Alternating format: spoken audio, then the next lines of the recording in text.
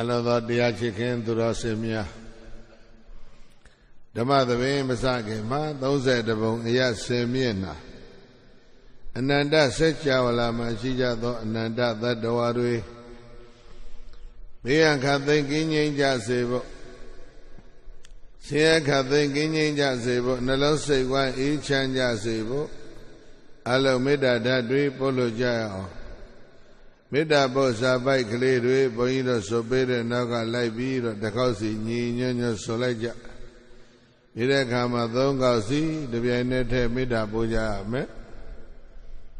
ကိုယ်စိတ်နှဖျား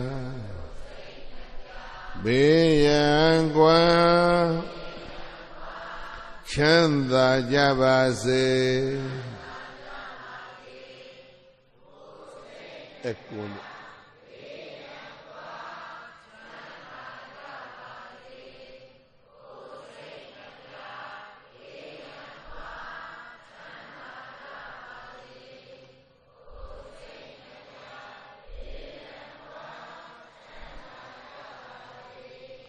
မေတ္တာနှလုံးကိုယ်စီသုံးရွှင်ပြုံးကြပါစေ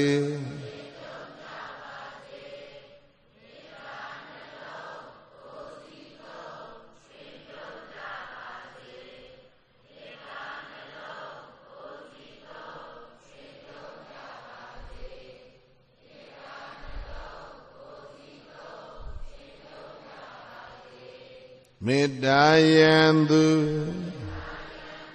ဒေါသမုအပူကင်းပါစေ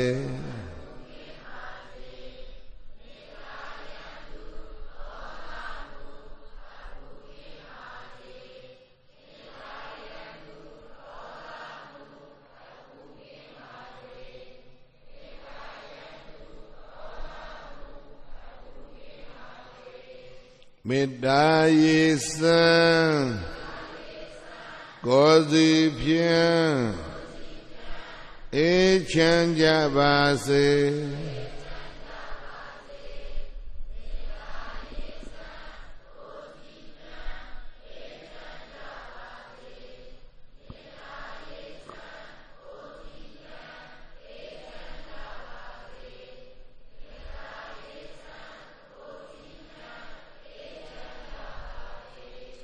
ခန္တီ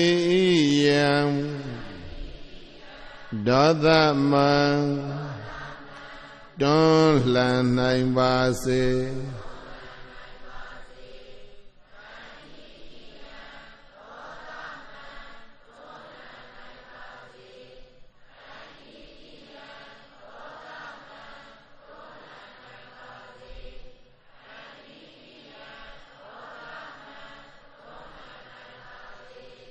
ခန္တီနှလုံးအစဉ်သုံးရွှင်ပြုံးကြပါစေ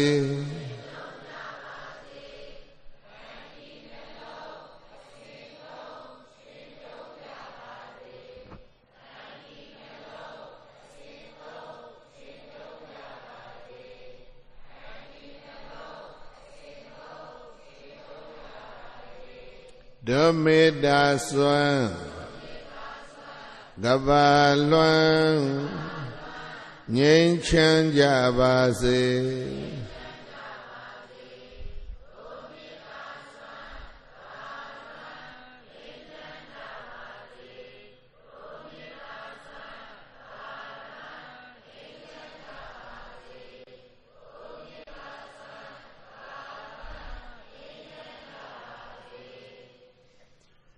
မေတ္တာနိသာကရောလောကေသမ္မာပါတုဒုက္ခံကရောမေတ္တာတိတလရံတိဟိဒုက္ခန္တုဘုဒ္ဓိတာပဇာလောကေတတ္တဝါအလီလိခောမိပောလလောကတကဘာတွင်၌မေတ္တာနိသာကရောမေတ္တာအေလူပွေဖြူပဝင်းငွေလမင်းကြီးသည်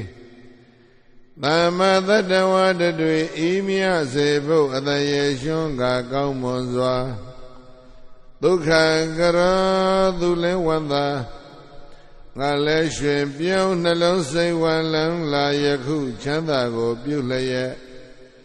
ဘာတူရန်လဲကင်ဝေဘေးလဲမခအေးရဖို့ရွှွမြအတရေထွန်းပပါစေတည်းမေတ္တာသည်တလရံသည်မေတ္တာဖွေးလျက်အေဒဆောင်သည့်အယောင်ဝါတို့ဖြင့်မေတ္တာသည်တလရံသည်မေတ္တာဖွေးလျက်အေဒဆောင်သည့်အယောင်ဝါတို့သည်ဖုသိတဘုံဘုံလွှမ်းထုံမွမ်းမလထိတွေ့အကုန်သောပဇာကပခိဘွယ်ပြေးပြေး၌တည်နေမြတ်စွာသတ္တဝါတို့သည်ဒုက္ခတုကိုယ်စိတ်အေးကဘေးရန်ကွာ၍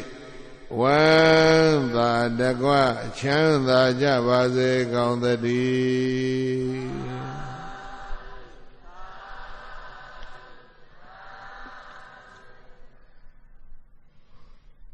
1380ပြည့်နှစ်ဒုရလဇန်11ရက်ရကြကာလ9:45မိနစ်အချိန်ကစတင်လို့ကရင်ပြည်နယ်မြဝတီမြို့မိကျောင်းကုန်းကျောင်းတိုက်ရဲ့ဓမ္မလွင်ပြင်းမှာဆင်ကျင်းပါတဲ့တိရကုဓမ္မသဘင်ကိုယခုအခါမေတ္တာသီတာမေတ္တာပရဏာနဲ့စတင်ဖွင့်လှစ်ပါပြီဓမ္မသဘင်ပွဲသို့အခေရောက်ရှိလာခဲ့ကြကုန်သောတရားချစ်ခင်သူတော်စင်ပရိသတ်ဘောင်းတို့နှင့်တကွ30ဘုံအရ10မျက်နှာအနန္တဆက်ကြာဝလာ၌ရှိကြကုန်သောအနန္တသတ္တဝါတွေဘေးရခတ်သိကင်းငြိမ်းကြပါစေဆေရခတ်သိကင်းငြိမ်းကြပါစေနှလုံးစိတ်ဝမ်းအေးချမ်းကြပါစေလို့မေတ္တာဓာတ်တွေဖြန့်ဝေပြီးတော့ဓမ္မသဘင်ကိုစတင်ဖွင့်လှစ်ပါပြီဓမ္မသဘင်စတင်ဖွင့်လှစ်ပြီးလို့ဘုန်းကြီးတို့ကြည်ညာတဲ့အချိန်ဟာဘုန်းကြီးတို့နာယီမှာ7 နာရီတိုးဖို့2မိနစ်လောက်အလိုမှာရှိပါတယ်ရဝတီမြို့သူမြို့သားတဲ့သူနေသားတိုင်းနိုင်ငံပဲရောက်နေကြတဲ့ဓမ္မနိုင်ငံသူနိုင်ငံသားအားလုံးအတွက်မိကြကုန်းဆိုတော့ကိုဘ ਹੁ ထားပြီးတော့ဗဒနာထားပြီးတော့ဓမ္မဝေယဝိဆအဖွဲ့က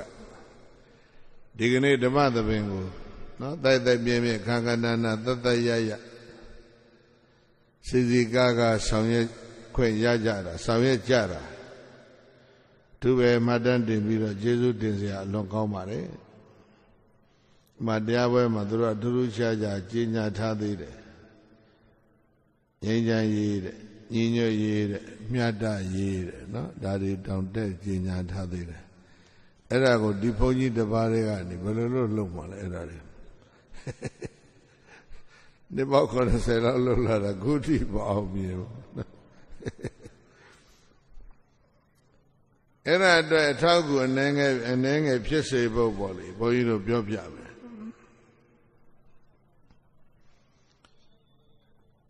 မြတ်စွာဘုရားမဂဓတရဲ့မြို့တော်ရာဇဂြိုလ်မဂဓတရဲ့မြို့တော်ကရာဇဂြိုလ်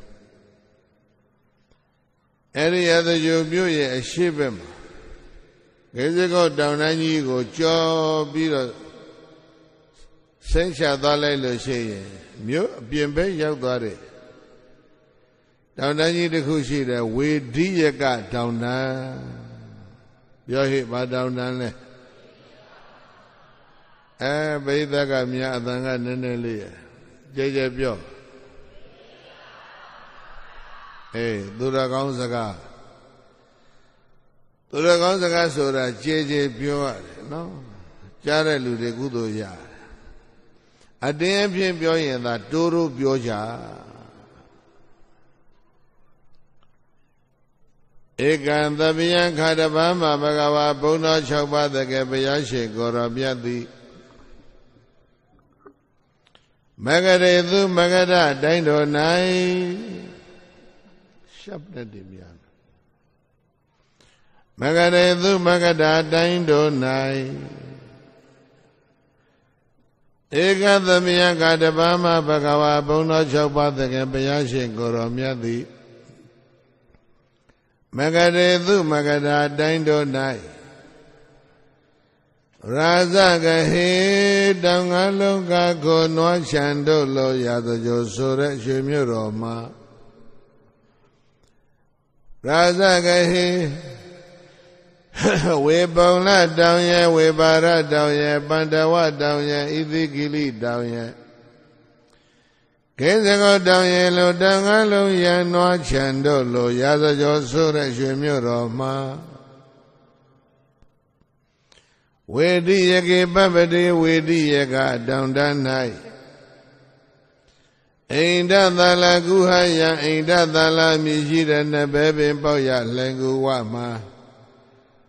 ဧကကောဝအဘောမမီ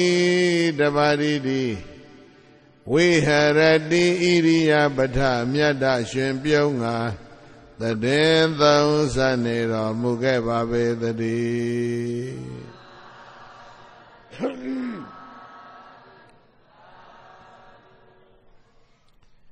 ဒီတရားဒေသနာဖြစ်လာတဲ့အချိန်မြတ်စွာဘုရားကိုရောမြတ်ဘယ်မှာနေတယ်ဆိုတာကိုရှင်အနန္ဒကမှတ်တမ်းလေးထိုးထားပေးတယ်မဂဒတိုင်းရဲ့မြို့တော်ရာဇကြိုမှာမြို့ရင်းတစ်မြို့လုံးကိုပြိဿရဲ့တုံတန်းကြီး၅လုံးဝိုင်းထားတယ်ဝေပုံလတောင်ရဲ့ဝေပါရတောင်ရဲ့ပန္တဝတောင်ရဲ့ဣသိကိလိတောင်ရဲ့ကိစ္စကုတ်တောင်ရဲ့ဒေသကြီးရဲ့တောင်တန်းကြီးပဲနှခုရန်ထားငါဆိုတဲ့စလုံးလောက်မှတ်မိရင်ကျေးဇူးတင်လှပါပြီအဲ့ဒီ၅လုံးစိတ်အောင်ရည်ပြရမယ်လို့တော့ဘုန်းကြီးကမခိုင်းတော့ပါကိုပြေသားကြောင့်ကိုသိပြီးသားဝေပုံလတောင်ရဲ့ဝေပါရတောင်ရဲ့ပန္တဝတောင်ရဲ့ဣသိကိလိတောင်ရဲ့ကိစ္စကုတ်တောင်ရဲ့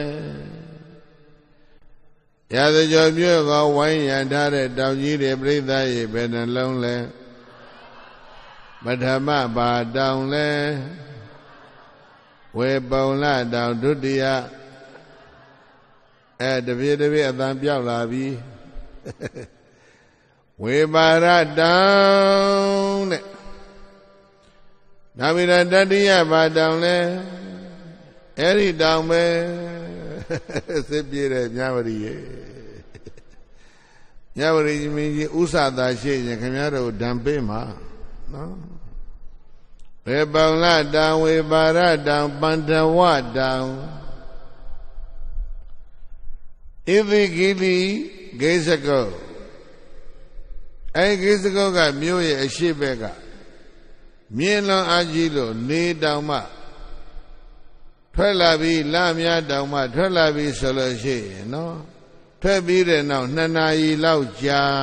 မှမြို့တဲကိုနေရောင်လရောင်ရတယ်ကိစ္စကုတ်ကသိမ့်မြင့်တယ်ဘုရားကယဘုရားဘူးသွားတဲ့လူတွေသတိထားပြီးတော့ကြည့်ပေါ်လေးဘုန်းကြီးတို့ပြောတာအဲ့ဒီကိစ္စကိုကြော်ပြီးအပြင်ထွက်လိုက်မှခုနကပြောခဲ့တဲ့ဝေဒိယကတောင်တန်းဆိုတာကိုရောက်တာဝေဒိယကဒီစလုံးကိုအလုံးဖတ်စမ်းဝေဒိယကပြန်ဖောက်အိပ်ပျော်မှဆိုလို့ပါဝေဒိယကဆိုတဲ့စလုံးကပွတ်လုံးလို့အဓိပ္ပာယ်ရတယ်ဟောဒီပိုက်လုံးတွေထောင်ထားသလိုပဲသစ်တော့ဘာဖြစ်နေသလဲအဓိပ္ပာယ်နားလည်ရလားအကိုင်းလည်းမခုတ်ဘူးအရင်ကလည်းမလဲဘူးသစ်ပင်တွေကပေါက်လုံးအကြီးတော့ကြက်ပြီးတော့အကိုင်းကဘေးမထွက်တာပဲနဲ့အပေါ်ကြီးလူတက်သွားတာထန်းတော်လေးလိုဖြစ်နေတယ်နော်ကြက်ကြက်ပိတ်ပိတ်သစ်ပင်တွေပေါက်နေလိုက်တာပုတ်လုံးတွေထောင်ထားသလိုပဲဘာတောင်တန်းလဲဝေဒိယကတောင်တန်းသစ်ပင်တွေခုံးမဲ့လူမရှိလို့ဘယ်လိုဖြစ်နေပုတ်လုံးတွေထောင်ထားသလိုပဲကရင်ပြည်နယ်ကတောင်တန်းတွေဘယ်လိုဖြစ်နေလဲကုံပြီးခြုံပုတ်ပဲကြံတယ်နော်နည်းနည်းပဲกว่าတယ်ဝေဒိယကေပပရိဝေဒိယကတောင်တန်းမှာ အိန္ဒသာလကုဟာယံနဘေပင်ပေါက်တဲ့အိန္ဒသာလလိုင်ကူမှာ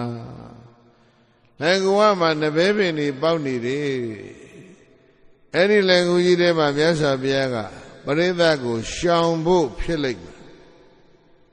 တပါးတဲ့ချမ်းချမ်းသာသာနေခြင်းလို့အဲ့ဒီလိုင်ကူကြီးတွေဝင်နေတာဧရာယအိန္ဒသာလလှိုင်ကူယအိန္ဒသာလဂုဟာယအိန္ဒသာလလှိုင်ကူမှာဧကကောဝဘောမမိတပါတိတိဝိဟရတိဣရိယာပထမြတ်တရှင်ပြုံးငါတည်းသုံးဆနေတော်မူခဲ့ပါပေတည်း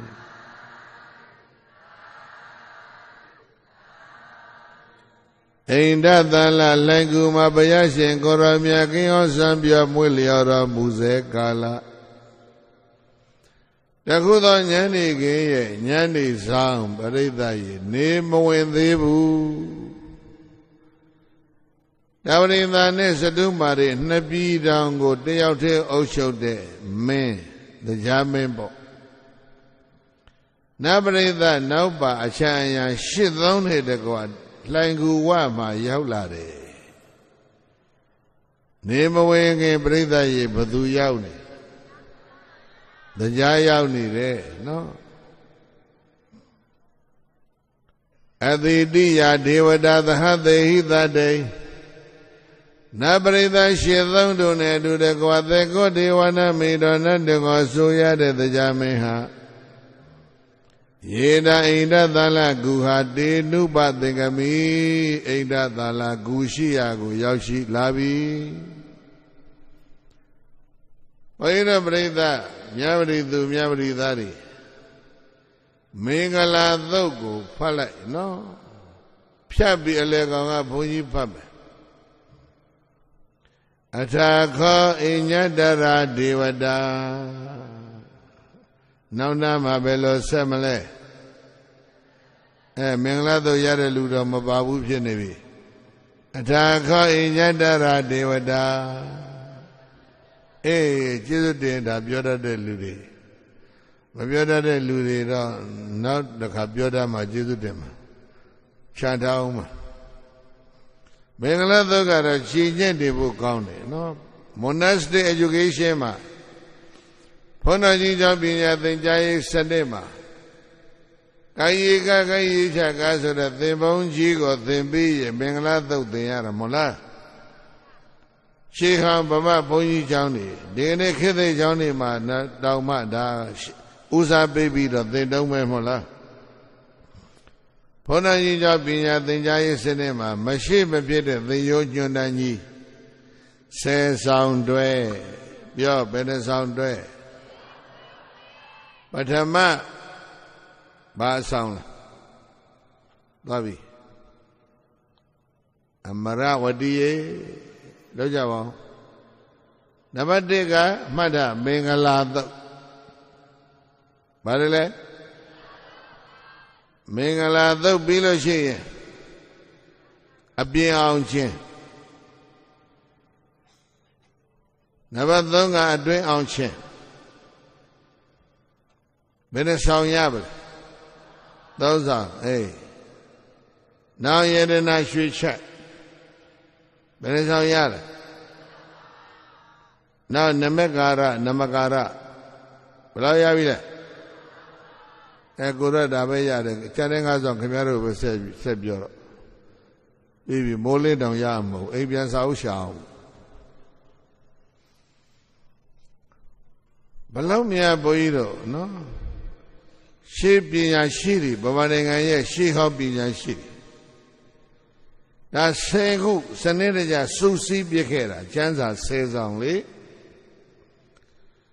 လင်္ကာနိတိတို့ပေကြီးတို့စကားကြီး10ခုလင်္ကာတို့ရှင်မသေလွန်သဆုံးမစာတို့ရှင်မရတ္တသာရဆုံးမစာတို့ဆိုပြီးတော့အလုံးကျမ်း10ကျမ်းကိုစုပြီးတော့10ဆောင်တွဲပြောဘယ်နှဆောင်တွဲခုထိအဲ့ဒီသေယုံညွန်းကြီးကမပြည့်သေးဘူးရှိသေးတယ်သင်္นานကတော့ဘုန်းကြီးเจ้าမှာပဲသင်တော့တယ်နော်ဆိုအเจ้าပါသဗျာဆယ်ဆောင်တဲ့မြင်ဘူးဖို့တောင်တော်ရှာတော့ ဘယ်ခင်ကဘယ်ပညာရှိတွေရေးခဲ့တယ်လဲဒီ silver spot နော်သေရောညွန်းတာဆယ်ဆောင်ကိုစနစ်ကြစီထားတာစကလေးကိုကဘာနဲ့စလဲမင်္ဂလာဘာနဲ့စလဲမင်္ဂလာပညာရေးနော်အခုအဲ့ဒါစိတ်သုံးနေတယ်မင်္ဂလာအသေဝနာဇာပါဠနံဧတံမင်္ဂလမုဒ္ဓမံကောင်းလိုက်တာလူမိုက်တွေကိုခဝင်းဝင်းနေရင်မင်္ဂလာရှိတယ်ပန္တိတာနိသသေဝနာဧတံမင်္ဂလမုဒ္ဓမံသူရကောင်းတွေကိုနီးနီးကကပေါင်းသင်ဆက်ဆံရင်မင်္ဂလာရှိတယ်ပြီးတော့ဘာလဲဗျာအသေဝနာသဘာလနံပန္တိတာနိသသေဝနာဂုံပြုတ်တိုက်တဲ့ပုဂ္ဂိုလ်တွေရှင်ပွန်တတ်တဲ့ပုဂ္ဂိုလ်တွေပူဇော်တတ်တဲ့ပုဂ္ဂိုလ်တွေကိုဂုံပြုပွဲတွေရှင်မွန်ပွဲတွေပူဇော်ပွဲတွေလုပ်မယ်ဘောလုံးကန်တဲ့လူကပါမချမ်းအောင်ပေါ့ဟုတ်လားပူဇာစပူဇာနေရနာနဲ့ထည့်ထားသူတို့လည်းပဲရှ िख ိုးရမှာအဲ့ဓာတွေကဘာတွေတဲ့လဲမင်္ဂလာတွေဒီလိုမဟုတ်လားအဲ့ဒါဂုံပြရမယ့်ပုဂ္ဂိုလ်ကိုခြုံထိုးထားရင်ဒါမင်္ဂလာရှိပါမလားဘုန်းတော်ကြီးကြောင့်ပညာသင်ကြားရေးစနစ်ရဲ့တန်ဖိုးဟာနော်ဒီကနေ့ပြည်တော်စုမြန်မာနိုင်ငံတော်မှာဘုန်းတော်ကြီးကြောင့်ဘာကပညာသင်ကြားရေးစနစ်အခုအရှိန်ဟုန်ကောင်းကောင်းနဲ့ပေါ်လာတယ်ဓမ္မစကူဖောင်ဒေးရှင်းနော်ဆိုအကြောင်းတွေပါမသိတော့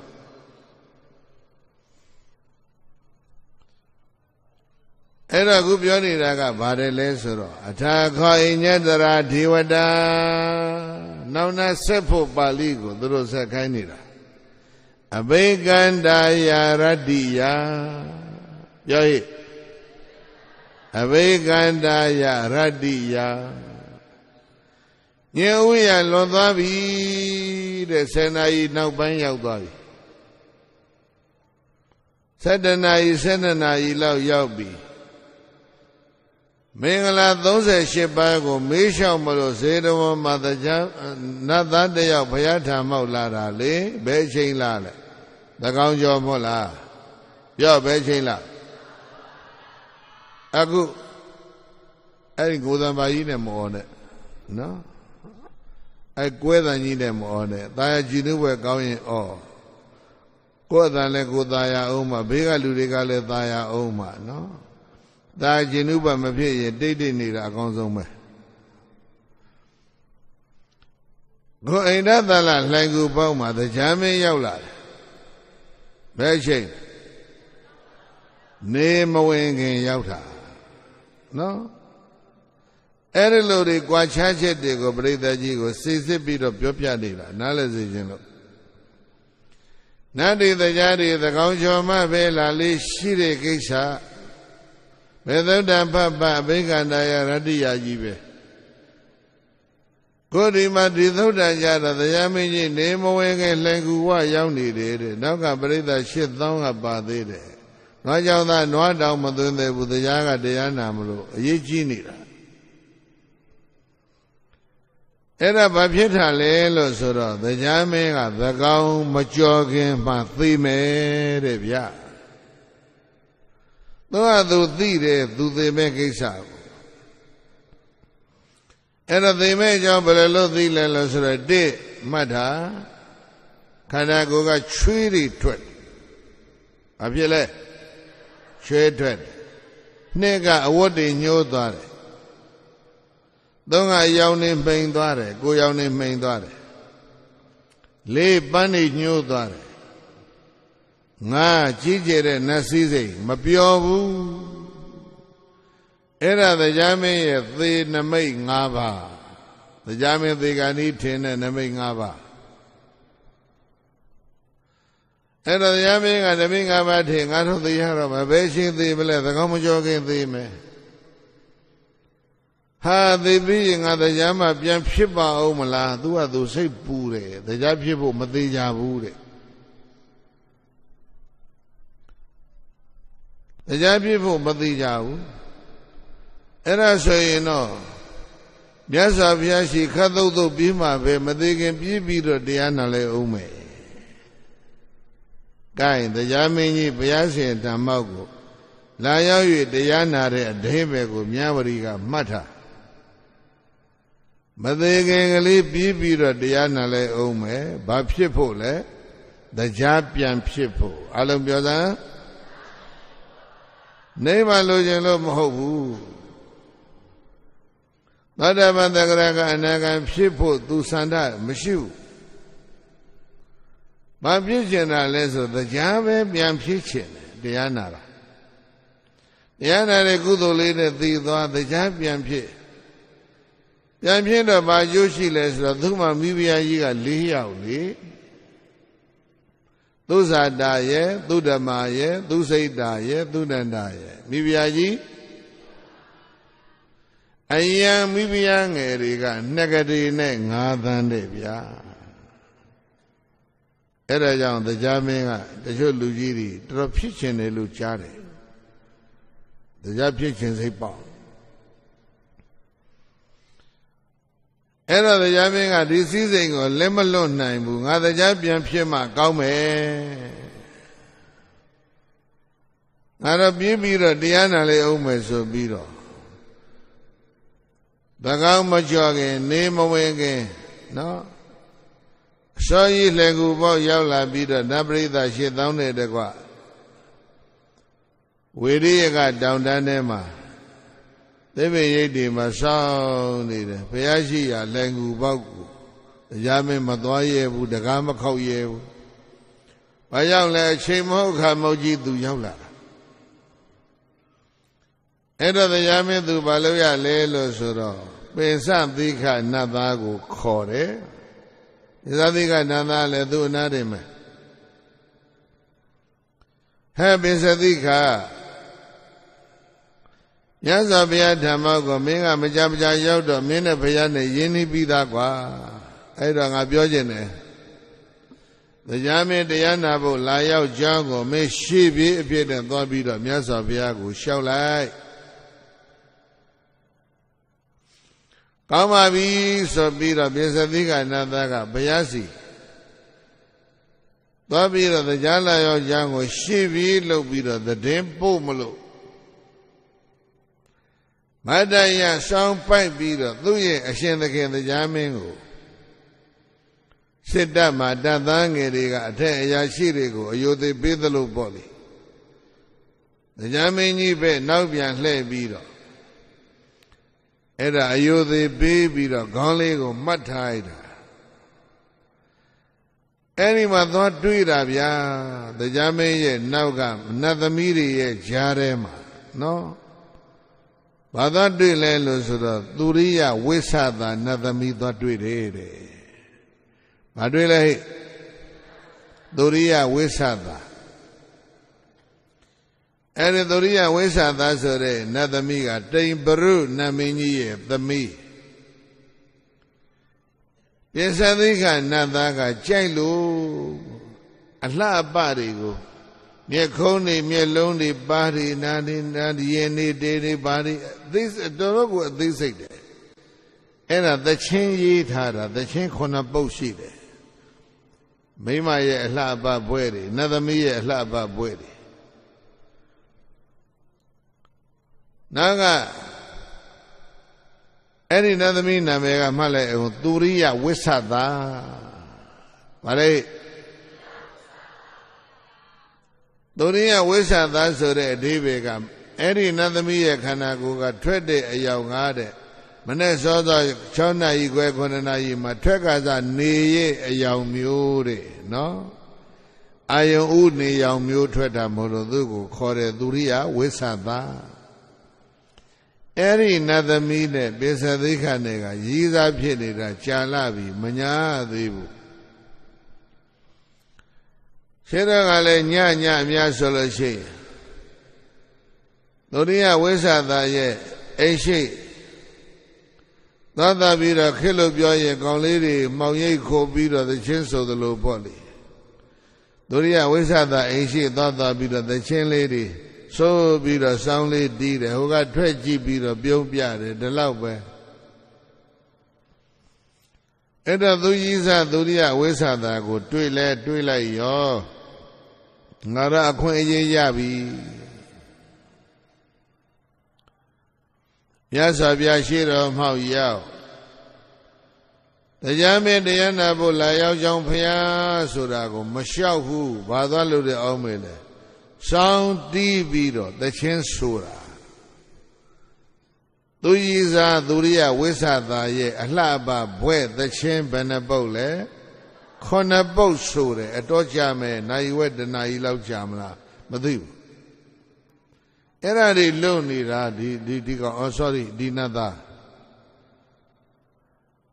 လည်းဒုဒုဆန်းဆန်းပင်စသီခဖတ်လိုက်စမ်းပင်စဆိုတာ5ခုသီခဆိုတာသိခိရောင်တုံးစတုံးဘယ်နှထုံးလဲဒုဒုဆန်းဆန်းနော်မြတ်ပရိကကောက်ပါတွေခင်မိခြင်းရင်လှုပ်ကြည့်ပါလားရောင်တုံးလေး5တုံးနဲ့နော်ကိုရသူကောင်းရောင်တုံးကတထုံးမှမရှိတော့ဘူးဖယုတ်ဖယဲဖိုးယုတ်ဖာယာသောကပရိဒေဝစိတ်ပူပန်ပြီးတော့ပူဆွေးနေတဲ့မျက်နှာပေါက်ကြီးတွေဖယုတ်ဖယဲကြီးတွေဖြစ်နေတယ်သူတို့သပင်တွေကပေစသီခဆိုတာအဲ့ဒါသံသချင်း9ပုဒ်တီနတ်သမီးပွဲတွေဆိုတရားပြင်းကတော့ဒီမစိတ်ထိုးနေပြီဒီကောင်သူအခွင့်အရေးသူချောင်းနေတယ်ငါကိစ္စမပြောဘူးတရားတော့သိတော့မှာဟုတ်အဲ့ဒါကာမဂုဏ်နဲ့ပတ်သက်တဲ့သချင်း9ပုဒ်တီးပြီးတော့ဘုရားတရားသံဃာနဲ့ပတ်သက်တဲ့သချင်းကနောက်ထပ်9ပုဒ်တီးသေးတာအလုံးစုစုပေါင်းသချင်းဘယ်နှပုဒ်လဲအမလေးအဲ့ဒီ14ပုဒ်ဒီညတီးနေရင်ခင်ဗျားတို့တရားနာမှမဟုတ်တော့ဘူးအကုန်လုံးထားပခဲ့ဩန္တေတေပိတရပတ္တိတိံပရသူရိယဝိသတိအဲ့ဒါသချင်း9ပုဒ်ကာမဂုဏ်နဲ့ပတ်သက်တဲ့သချင်း9ပုဒ်ယရဏသုံးပါးနဲ့ပတ်သက်တဲ့သချင်း9ပုဒ်သချင်း14ပုဒ်ဆုံးသွားတော့မြတ်စွာဘုရားကပြောသေးတယ်ငဒာပနာပိစသိကတန်ယူလာဣမာခိတိကကာမုပသင်္ညိတဘုဒ္ဓပသင်္ညိတတမုပသင်္ညိတသံဃုပသင်္ညိတ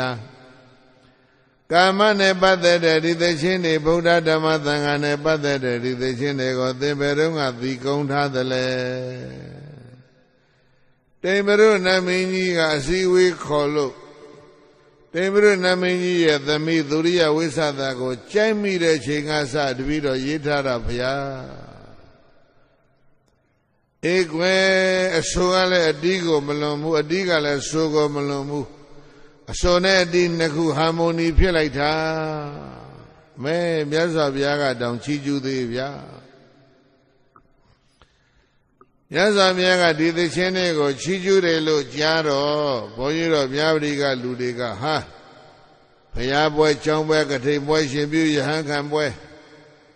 အဲ့ဒါလိုကာမဂုဏ်နဲ့ပတ်သက်တဲ့သချင်းတွေကိုကျုံယုံပြီးတော့ဆိုလိုက်မယ်လို့ဒီလိုတော့စိတ်မကူးနဲ့မှားတော့မယ်စာပေရဲ့အဆုံးဖြတ်တစ်ခုအဲ့ဒီမှာပဲရှိတယ်နော်အတ္တဒါတိကမှာကာမနဲ့ပတ်သက်တဲ့သချင်းတွေကဘုရားပွဲကျောင်းပွဲယရဏသုံးပါးပွဲမှာမအပ်ဆက်ဘူးတဲ့ပြောဟိဘာသချင်း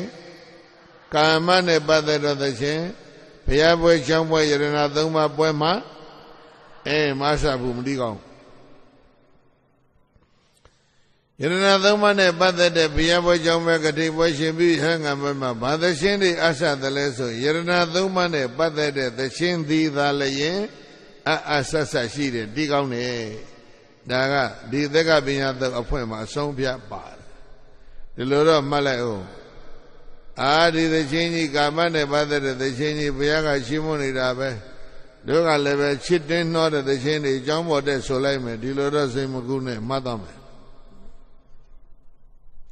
အဲ့တော့တခြင်း14ပုဒ်ဆုံးသွားတော့ဘုရားကလည်းပဲရှင်မောကဖွင့်လို့ပြီးသွားတော့မှ တရားမင်းတရားနာဖို့လာရောက်ကြောင်းလှိုင်ကူပေါင်းမှာစောင့်နေကြောင်းဖျားကဲအဲ့ဒါဆိုလဲတရားနဲ့ပရိသတ်ဝင်စေအချိန်တော်တော်လင့်သွားပြီပိစတိကအမြတ်ထုတ်နေတာပိစတိခရဲ့ရည်စားသူရိယဝိသတာကပျော်လိုက်တာငါရဲ့အလှအပတွေဖျားနဲ့တရားရဲ့ရှေ့မှာဘယ်ရှေ့မှာဖျားရှိတရားရှိမှငါရဲ့အလှပတွေဘာဖြစ်သွားပြီလဲကြော်ချသွားပြီဝိုင်းနာထောင်တဲ့နတ်ပရိသတ်ကဘယ်လောက်တဲ့လဲ8000သူရိယဝိသတာကမြူးကြွနေတာပဲသူကတော့နာမည်ကြီးသွားပြီဆိုပြီးတော့ကြော်ပြီးတော့ပြောလိုက်မယ်နော်အဲ့ဒီစားမသိငင်ကြော်ပြီးတော့လှမ်းပြောထားမယ်ဒီတရားပွဲကြီးပြီးတော့လှိုင်ကိုယ်တွေကတရားပွဲကြီးပြီးတော့တရားမင်းကသူရိသပိစတိခကိုကျေးဇူးတင်လို့တဲ့တာပရိသပြန်ရောက်တော့သူရိယဝိသတာနဲ့လက်ထပ်ပေးတယ်ဗျာသူရိယဝိသတာအဲ့ဒီနတ်သမီးနဲ့ညားသွားတယ်ဘယ်ပွဲကနေရတဲ့ဒီလက်ထပ်ပွဲလဲတရားပွဲမှာတွေ့တဲ့ရည်စားနော်တရားပွဲကြီးပြီးတော့ဘာဖြစ်လဲညားရတယ်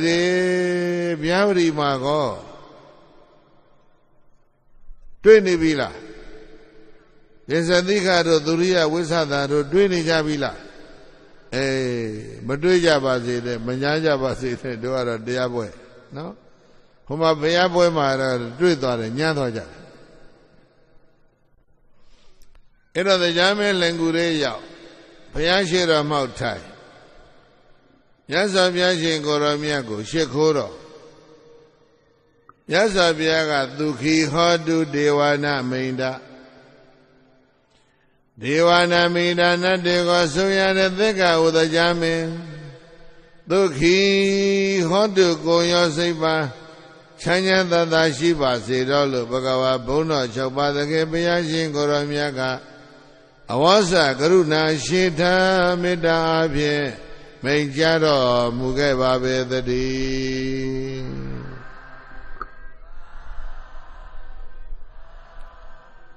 တရားမင်းစိတ်ဆင်းရဲနေတာဘုရားသိလို့တရားမင်းသကောင်မကြောခင်သိမှာစိတ်တွေညစ်နေတာဘုရားသိလို့ဘုရားကတွေ့ချင်းဒုက္ခိဟောတုဒေဝဒမိန္ဒတရားမင်းကြီးနှလုံးစိတ်ဝိုင်းအေးချမ်းပါစေကွာတွေ့ချင်းဘုရားပါပြောလဲမေတ္တာပို့တယ်နော်တရားမင်းစိတ်အားတွေတက်လာတယ်အဲ့တော့တရားပွဲပဲလို့စလိုက်သလဲလို့ဆိုတော့မြတ်စွာဘုရားကစမဟောဘူးတရားကမေခွန်းထုတ်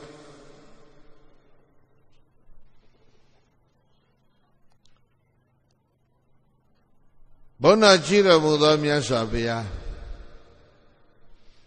လောကမှာလူတွေရောနတ်တွေရောနဂါးတွေရောဂလုံတွေရောဘေးရန်ကင်းကွာချမ်းသာစွာတရားပါလို့ဤလို့လူနတ်နဂါးအားလုံးပဲနေ့စဉ်ဆုတောင်းကြတယ်ဧသမှန်ရလားညဘုရားရှိခိုးမေတ္တာပို့တာတောင်ဘယ်ကစအဟံအဝေရောဟောမိကစတယ်မဟုတ်လားသဗ္ဗိသတ္တဝေရဟွန်းတုကနောက်ရောက်တတ္တဝအလုံးဘေးရကင်းပါစေကနောက်ကအဟံဝေရောဟောမိတပည့်တော်ဘေးရကင်းရပါလို့ဤကရှေ့ကဒီလိုမဟုတ်လားကိုယ့်အတွက်ဘေးရကင်းဖို့ကိုရှေ့ဆုံးထားတယ်ကိတယောဇနာခောမာရိသဒေဝမနုဿသုရနာဂကန္တပါယေစိညေတန္တိပုထုကာယတေသဝေရသတ္တနာသတ္တပတ္တသဗ္ဗပိသဝေဟရန္တိသဝေရိနောဗာဏိဘဂဝါဘုန်းတော်ကြီးတော်မူသောအိုမြတ်စွာဘုရားကိဉ္တယောဇနာဘေသံယောစဉ်ကြောင့်ဒေဝဆန္နတို့သည်၎င်းမနုဿာဇလူတို့သည်၎င်းအသူရာဇအသူရာတို့သည်၎င်းနာဂာသနဂံတို့သည်၎င်းကန္တပါဇကန္တပါတို့သည်၎င်းကုံပန္တာဇကုံမန္တို့သည်၎င်းအဝိရဝိဟရေဘုဘိယကင်းကွာချမ်းသာစွာနေရပါလို့ဤလိုဆုတောင်းကြတော်လည်းပဲ သဝေရဘေးရန်နေများပြီးတော့သဒန္တာပြစ်ဒဏ်နေသင့်ပြီးတော့သသပတ္တနှိစ္စကလေးရန်သူတွေပွားပြီးတော့မှဝိရဏတိနေကြရတယ်အဲ့ဒါဘာကြောင့်လဲလို့သေကောဒေဝနာမိရောနတ်တေကောဆိုရတဲ့သေကောတရားမင်းကဘဂဝန္တံဘုရားပါတကဘုရားရှင်ကိုရောမြတ်ကောအပေါစီသိလို့ရဲ့နဲ့မေမြောင်ရှာလေတော့တည်း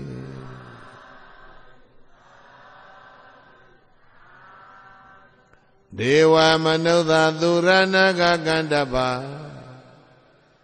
နတ္တိယသူရရိယနဂရိယကလုံရိယကန္တပရိယအကုန်လုံးပဲဘေးရန်ကင်းကွာချမ်းသာစွာနေရပါလို့ဤလို့နေတိုင်းဆုတောင်းကြတယ်ဘုရား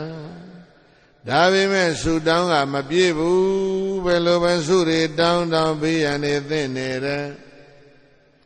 ဒရကြမိဘေးကသိပြန်ပြီဒရကြရေဘေးကသိပြန်ပြီအာဒရကြမင်းဘေးအာဒရကြစစ်ဘေးဒရကြမိုးခေါင်တို့ငါမိုးခေါင်ပါတဲ့ဘေးအိုးတော့ကြငရင်တွေလှုပ်လို့ဂျပန်ပြည်လှုပ်လိုက်တဲ့ငရင်နော်ဘုန်းကြီးတော်ပရိသတ်ကြီးမြဝတီမြို့ရဲ့လမ်းဘေးတစ်လျှောက်မှာငရင်လှုပ်တဲ့အိမ်တွေကစွန့်ပစ်တဲ့ပစ္စည်းတွေအကုန်လုံးတပုံကြီးဘုန်းကြီးတို့တွေ့တယ်ငရင်လှုပ်တဲ့အိမ်တွေလည်းပြိုပြက်ပြီးတော့အကုန်လုံးအမိုက်ပုံနဲ့ထိုးထည့်တာတွေကိုဟာကောက်လာကြတယ်ဒီမှာလမ်းဘေးမှာတန်းစီရောင်းတာအဲ့ဒီတော့ဘေးရန်ကင်းကွာချမ်းသာစွာနေရပါလို့ဤဆုဘယ်လိုပဲတောင်းတော့ဆုတောင်းကမပြေဘူးဘာဖြစ်နေလဲဘေးသက်လေဘေးဟာတော့ကြရေတော့ကြမီးတော့ကြငရင်လှုပ်တော့ကြစစ်ပွဲတွေဖြစ်အာတိုက်ကြခိကြသကြဖြတ်ကြအဲ့ဒီဘေးရန်နေသင့်တာဟာဘာကြောင့်လဲမိကုံးကတူတူကဒါပဲအဲ့တော့မြတ်စွာဘုရားရဲ့အဖြေမြတ်ဝရိယသေချာမှတ်တာဧတမစ္စရိယသံယောဇနာခောဒေဝနာမိန်တဒေဝမနုဿသုရဏကကတ္တပယေစဉ္ညသန္တိပုထုကာယဒေသဝေရသတန္တသသပတ္တသဗျာပိစ္ဆာဝိဟရန္တိသဝေရိနောဒေဝနာမိတနတ္တေကိုဆိုရတဲ့သက်ကတရားမင်းဒေဝဇာနတ်တို့သည်၎င်းမနုဿာဇာလူတို့သည်၎င်းဣဒာမေစရိယသံယောဇနာဣဒာနဲ့မေစရိယဆိုတဲ့သံယောဇဉ်တရားဒီနှစ်ပါးကြောင့်ပရိသယေသေးချာစိုက်ပြီးတော့မှတ်တာဣဒာနဲ့မေစရိယသံယောဇဉ်တရားဒီနှစ်ပါးကြောင့်ဘာတွေဖြစ်လဲသဝေရဘေးရန်နေများတဲ့သဒန္တာပြစ်ဒဏ်နေသင့်တယ်သသပတ္တနှိစ္စခံရတယ်လို့ဘဂဝါဘုန်းတော်၆ပါးတကယ်ဘုရားရှင်ကိုရောမြတ်ကသေကသဒေဝနာမိတသနတ္တကောသုရသောတရားမင်းရဲ့ပညာမေကောင်းကိုပြကြရောတိဆောက်ဆိုင်မရှိဩဒိုင်မှစွာဖြည့်ချတော်မူလိုက်ပါပဲတည်း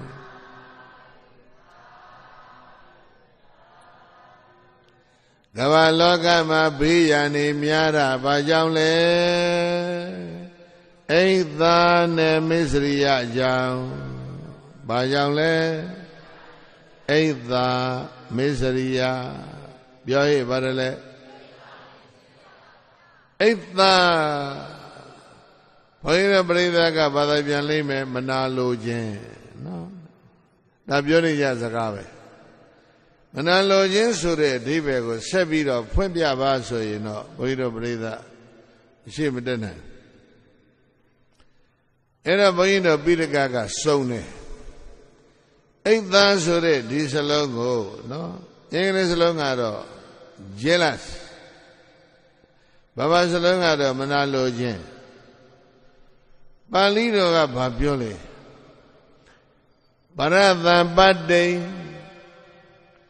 အသဟနာလက္ခဏာဣဒာပရသံပတ္တိသူတော်ဘာတို့ရဲ့ဖြစ်ထွန်းတာတွေကြီးပွားတာတွေတိုးတက်တာတွေအောင်မြင်တာတွေကို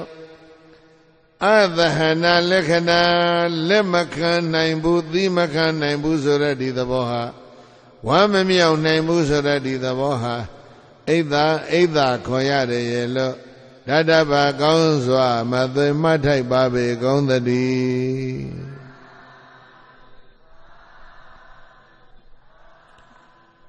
သူတော်ဘာတို့ရဲ့ဖြစ်ထွန်းတာတွေကြီးပွားတာတွေတိုးတက်တာတွေအောင်မြင်တာတွေကိုဝမ်းမမြောက်နိုင်တဲ့သဘောကိုပြိဿရေဘာလို့ခေါ်မလဲအိဒါသူတော်ဘာသူဟာသူအောင်မြင်နေတာကြီးပွားနေတာတိုးတက်နေတာဖြစ်ထွန်းနေတာကို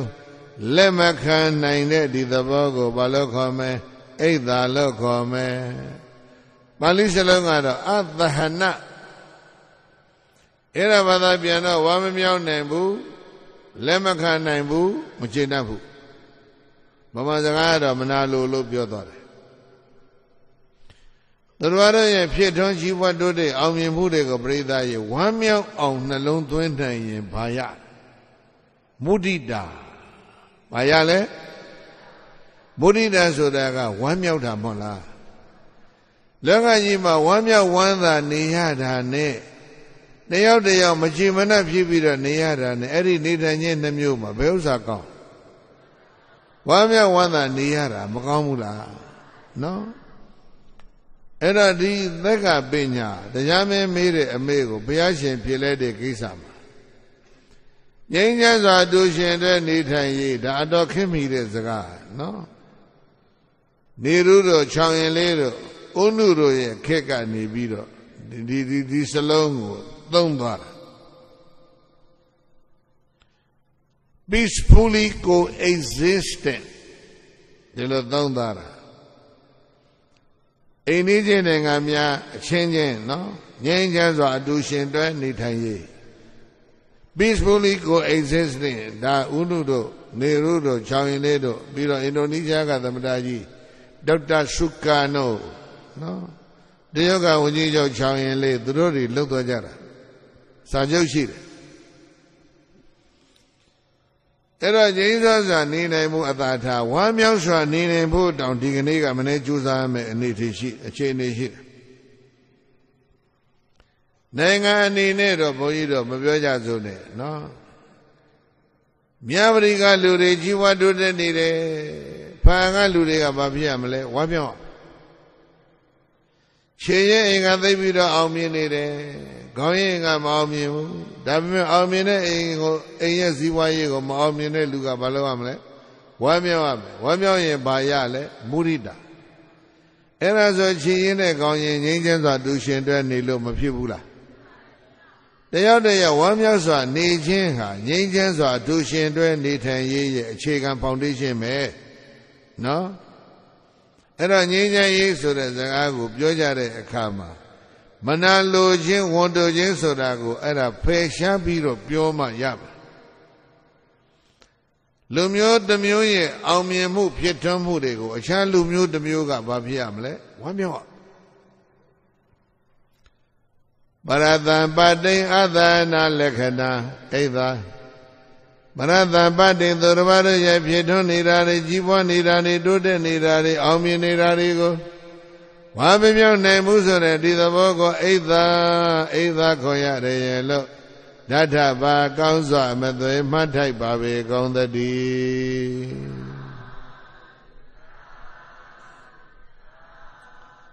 တယောက်ပြိဿရေဘယ်လိုနေကြစို့လဲဝါမြောက်စွာနေကြပါစို့ပြောရေးဘယ်လိုနေကြစို့လဲပြည်တော်စုမြန်မာနိုင်ငံတော်မှာတိုင်းသားညီကိုမွန်နဘ130ကျော်ရှိတယ်နော်လူမျိုးစုတွေဒီနိုင်ငံမှာမွေးပြီးတော့ဒီတိုင်းသားတွေပေါ့လေပြည်ပကနေကျူးကျော်ပြီးတော့တိရစ္ဆာန်ခိုးဝင်လာတဲ့လူတွေကိုအသတ်ထားဒီမြေကြီးပေါ်ပါမယ်ပေါက်ပွားပြီးတော့ဖြစ်ထွန်းလာကြတဲ့တိုင်းသားတွေအားလုံးတယောက်နဲ့တယောက်ဘယ်လိုနေဖို့လဲဆိုတော့ဒီသုတ်တန်ကခုပြောနေတယ်နော်ငြိမ်းချမ်းရေးတည်ဆောက်မယ်ဆိုရင်တယောက်ကတယောက်ပေါ်မှာဘာလို့ရမလဲဝမ်းမြောက်အောင်နှလုံးသွင်းနေရဒီတော့ဒီလိုလေးဘုန်းကြီးတို့ကစာလေးတစ်ခုလှုပ်လိုက်ခြင်းနဲ့ဝမ်းမြောက်စေရာရွေးချယ်၍ရှာမေတ္တာပြောရည်ဗါတယ်လဲ ဝါမြောက်စရာရွေးချယ်၍ရှာမေတ္တာကျေနပ်စရာရွေးချယ်၍ရှာမေတ္တာပြောကျေနပ်စရာရွေးချယ်၍ရှာမကျေနပ်စရာတွေရှိလိုက်ရှာနေရင်လည်းပဲလူတိုင်းမှာမကျေနပ်စရာရှိမှာပေါ့ကတိကတပြောတာဘုန်းကြီးတို့ဟဲ့လားဆရာကြီးဦးစန်းထွန်းပြောတာဟောပြောပွဲတစ်ခုမှာငယ်ငယ်ကနားထောင်လိုက်ရတယ်မကျေနပ်စရာရွေးရှာမယ်ဆိုလို့ရှိရင်ဂေါတမဗုဒ္ဓဘုရားပွင့်လာတာတောင်ကျေနပ်စရာမကောင်းဘူးဟာဘုရားပွင့်တာမကျေနပ်ဘူးလားမကျေနပ်ဘူးဘာဖြစ်လို့လဲဘုရားပွင့်လို့ပေါ်ကွာစိန်စမာနဆိုတဲ့မိန်းမမြေမျိုးသွားတာအဲ့ဒီလိုလူကတိကတ္တတွေကကဘာမှာရှိတယ်နိုင်ငံတိုင်းမှာရှိတယ်စိန်စမာနမြေမျိုးတာဘာဖြစ်လို့လဲတဲ့ဘုရားပွင့်လို့တဲ့အဲ့တော့ဘုရားကစိန်စမာနကိုသနာပြီးတော့မပွင့်မဲနေရမှာလေလားအဲ့ဒီလိုကတိကတ္တတော့မလောက်ကြနဲ့ဘုန်းကြီးတို့ပြိဿကြီးနော်အဲ့တော့မိုးကတော့ရွာရမှာပဲ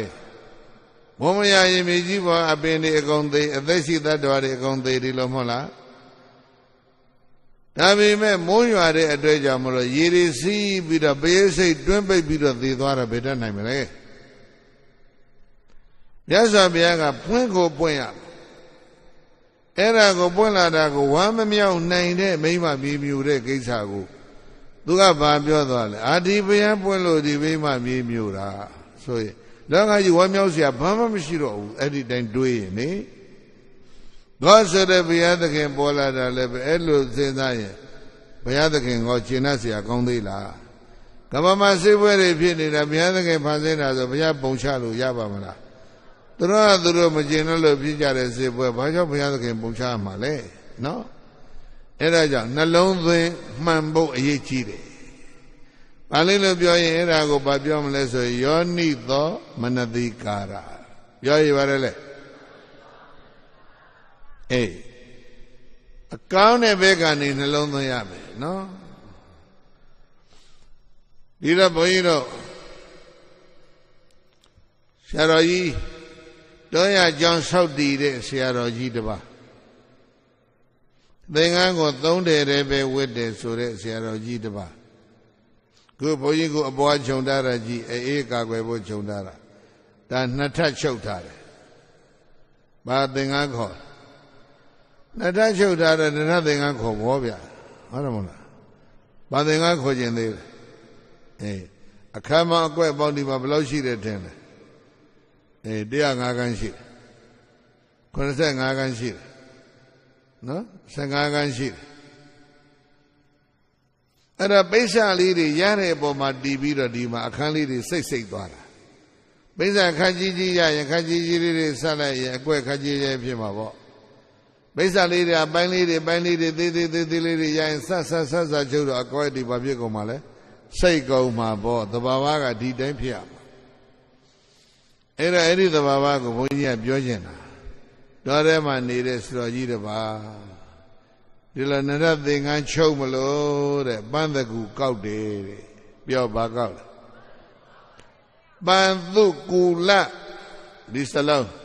ဖတ်လိုက်စမ်းပန်းသူဆိုတာမြေကြီးတွေမြေမှုန့်တွေကူလဆိုတာပေချံညစ်ပတ်နေတာမြေကြီးမှာပြည့်ထားလို့ပေချံပြီးတော့မြေတွေနဲ့ပေးပြီးတော့ညစ်ပတ်နေတဲ့အဝတ်ကိုဘာခေါ်လဲပန်းသူကူလအဲ့ဒါလေးတွေလိုက်ကောက်တယ်လှူတဲ့သင်္ကန်းမဝတ်ဘူးဆိုင်ကဝယ်မဝတ်ဘူးတောရမှာပြင်းပြင်းထန်ထန်ကျင့်တဲ့စတော်ကြီးတွေရှိဘူးတဲ့ဒီကနေ့လည်းရှိနေမှာပါပဲနော်ဘုန်းကြီးတို့တပည့်ရတောရမှာ9နှစ်နိဗ္ဗာန်နေခဲ့တုန်းကအဲ့ဒီလိုကျင့်သုံးတဲ့သတင်းသုံးပေါ်တွေဘုန်းကြီးတို့အတူတူနေခဲ့ရတာရှိတယ်အံ့ဩစရာလက်ရောက်လမ်းလှူတဲ့သင်္ကန်းမဝတ်ဘူးအဲ့ဒီလိုရှာပြီးတော့ချုပ်အဲ့တော့ပြောရအောင်ဗျာမြို့နာရွာနာကလာပြီးတော့အမိုက်ပုံတွေလိုက်ကောက်တယ်ပိဿာလေးတွေစွန့်ပစ်တဲ့ပိဿာအတူထွာလေးတွေသုံးတန်နေတဲ့သွားကောက်တယ်လူသေးကောင်လမ်းပောက်ပြီးတော့ယူလာတဲ့ပိဿာပြလွတ်ပြတဲ့ပိဿာအဲ့ဒါလေးတွေကောက်တော့နားလွယ်အောင်ဒီလိုပြောချင်တာအမိုက်ပုံတစ်ပုံတို့နဲ့ထိုးပြီးတော့မွေလိုက်တယ်တထွာလောက်ပိဿာလေးတစားရတယ် ပိဿာလေးကြည့်လိုက်တော့ဘယ်ဘက်အစွန်းကချကြိုက်ပြီးတော့ဆွေးနေတယ်ညာဘက်အစွန်းကလည်းပဲမစင်နေပေးနေအလေသားလေးကောင်းအမစင်လူးတဲ့အစလည်းပဲဆုပ်ပြဲပြီးတော့အမိုက်ပုံမှာပဲထားခဲ့မှာချကြိုက်လို့ဆွေးနေတဲ့အစလည်းဆုပ်ပြဲပြီးတော့အမိုက်ပုံမှာပဲထားခဲ့မှာအလေကကောင်းတဲ့အစလေးကိုဆုပ်ပြဲပြီးတော့အိတ်ကြီးတဲ့ထည့်သွားတယ်အဲ့ဒီလိုကြီးလိုက်ကောက်လိုက်တာအမိုက်ပုံတစ်ပုံကြတော့အလေသားချဆက်သွားပြီဘယ်ဘက်ကစွန်းလေးကောင်းတယ်ညာဘက်ကစွန်းကဆွေးနေတယ်အိတ်ထဲဘယ်ဥစ္စာထည့်မလဲကောင်းတဲ့ပိုင်းလေးဘယ်ဘက်ကပိုင်းလေးထည့်နောက်တရံရောက်တော့ညာဘက်ကပဲကောင်းတော့တယ်အလေသားလည်းမကောင်းဘူးလက်ဝဲပဲလည်းမကောင်းဘူးဆိုတော့ကောင်းတာလေးထည့်ပရိသတ်ရိမ့်မိပြီနော်အဲ့ဒီလိုနဲ့အမိုက်ပုံတွေကအမိုက်ပုံတွေသုဒ္ဓရဇသိဉ္ဇဝတွေရွာစုံရွာပြားတွေမှာလိုက်ကောက်လိုက်တာပိဿာလေးတွေအကောင်းလေးတွေကိုဆုပ်ပြဲပြီးတော့အိတ်ထဲလာတယ်မထေကြီးပန်းတကူသင်္ကန်းချုပ်မလို့ဆွေးမြေ့နေတဲ့အစတွေမစင်လူးနေတဲ့အစတွေကိုဘယ်မှာထားပြစ်ခဲ့လဲအမိုက်ပုံတွေမှာပြစ်ထားခဲ့တယ်မို့လားကြောင်းရောက်တော့အိတ်ကြီးကိုသွန်းချလိုက်တော့တထွာတမိုက်လက်နှစ်သိလက်သုံးသိပိဿာတွေတပုံတစ်ခေါင်းကြီးမရဘူးလား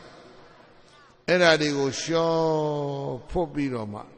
အစလေးတွေကိုဆက်ပြီးတော့ချုပ်သွားလိုက်တော့ကိုလိုအဆက်ပေါင်းမြောင်းများစွာတဲ့သင်္ကန်းကြီးတစ်ထည်ရမလာဘူးလားအဲ့ဒါလေးဒီကိုယ်လုံးခြုံထားတယ်စင်းကိုပြေးလို့ဟုတ်လားအပိုင်းဆက်ဖြတ်ထားတယ်ဆွေးနေတဲ့အပိုင်းတွေနဲ့မစင်ပင်ဗုဒ္ဓပေချံနေတဲ့အပိုင်းတွေကဘယ်မှာကြံခဲ့ပရိကြီးလွယ်အိတ်ထဲကောက်လာတာဗာရိကြီးလဲကောင်းတာလေးတွေကြီးရွေးကောက်လာတယ်မဟုတ်လားအဲ့ဒါလေးတွေကိုစလိုက်တော့ဒီကိုယ်လုံးခြုံလောက်ယုံလောက်တဲ့သင်္ကန်းကြီးတစ်ထည်မရဘူးလားအေးနော်မနာပပဝဒသနာပဒဌာနာမေတ္တာငြိမ်းချမ်းခြင်းညီညွတ်ခြင်းမြတ်တာခြင်းသူတို့တရားပဲခေါင်းစဉ်လေးတတ်ထားတယ်မနာပပဝဒသနာပဒဌာနာမေတ္တာနှစ်သက်စရာဝမ်းမြောက်စရာကြည်နပ်စရာကောင်းတဲ့အချက်အလက်များကိုရွေးချယ်၍ကြည်နိုင်ကြားနိုင်စဉ်းစားနိုင်ကြမှမေတ္တာတရားမုဒိတာတရားတွေထွန်းကားလာလိမ့်မယ်ရဲ့လို့ဓာတ္ထဗကောင်းစွာအမသွေမှတ်တတ်၏ပါပေကောင်းသတည်း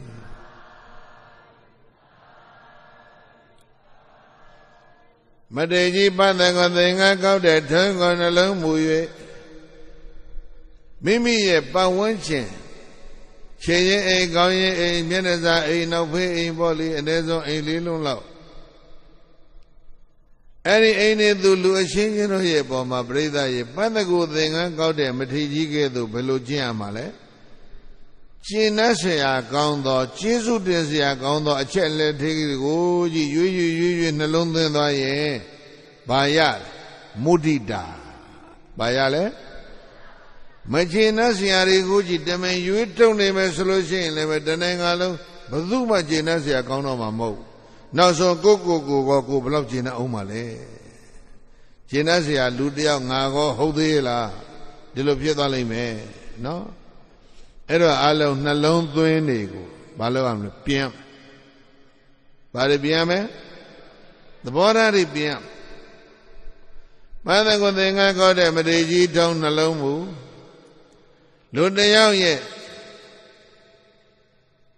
ဝမ်းမြောက်เสียမရှိတော့ကျင့်နှက်เสียမကောင်းသောအချက်လက်တွေအကုန်လုံးကိုမဖြစ်ရမလဲမေ့ပြရဝမ်းမြောက်ကျင့်နှက်ဖွယ်ကောင်းတဲ့ကျေးဇူးဂုဏ်ကျေးဇူးနဲ့ပတ်သက်တာကိုပဲရွေးချယ်ပြီးတော့စဉ်းစားမယ်ဆိုရင်ဘာဖြစ်လဲမုဒိတာဖြစ်မယ်မုဒိတာလည်းမကဘူးဘာဖြစ်မလဲမေတ္တာတရားပါဖြစ်ထုံးလာမယ်ဒီလိုမဟုတ်လားအဲ့ဒါကိုပါဠိတော်ကခေါ်တာမှတ်ထားယောနိသောမနတိကာရဘာလဲအေးကောင်းတဲ့ဘက်ကနေနှလုံးသွင်းဘယ်ဘက်ကနှလုံးသွင်းလဲ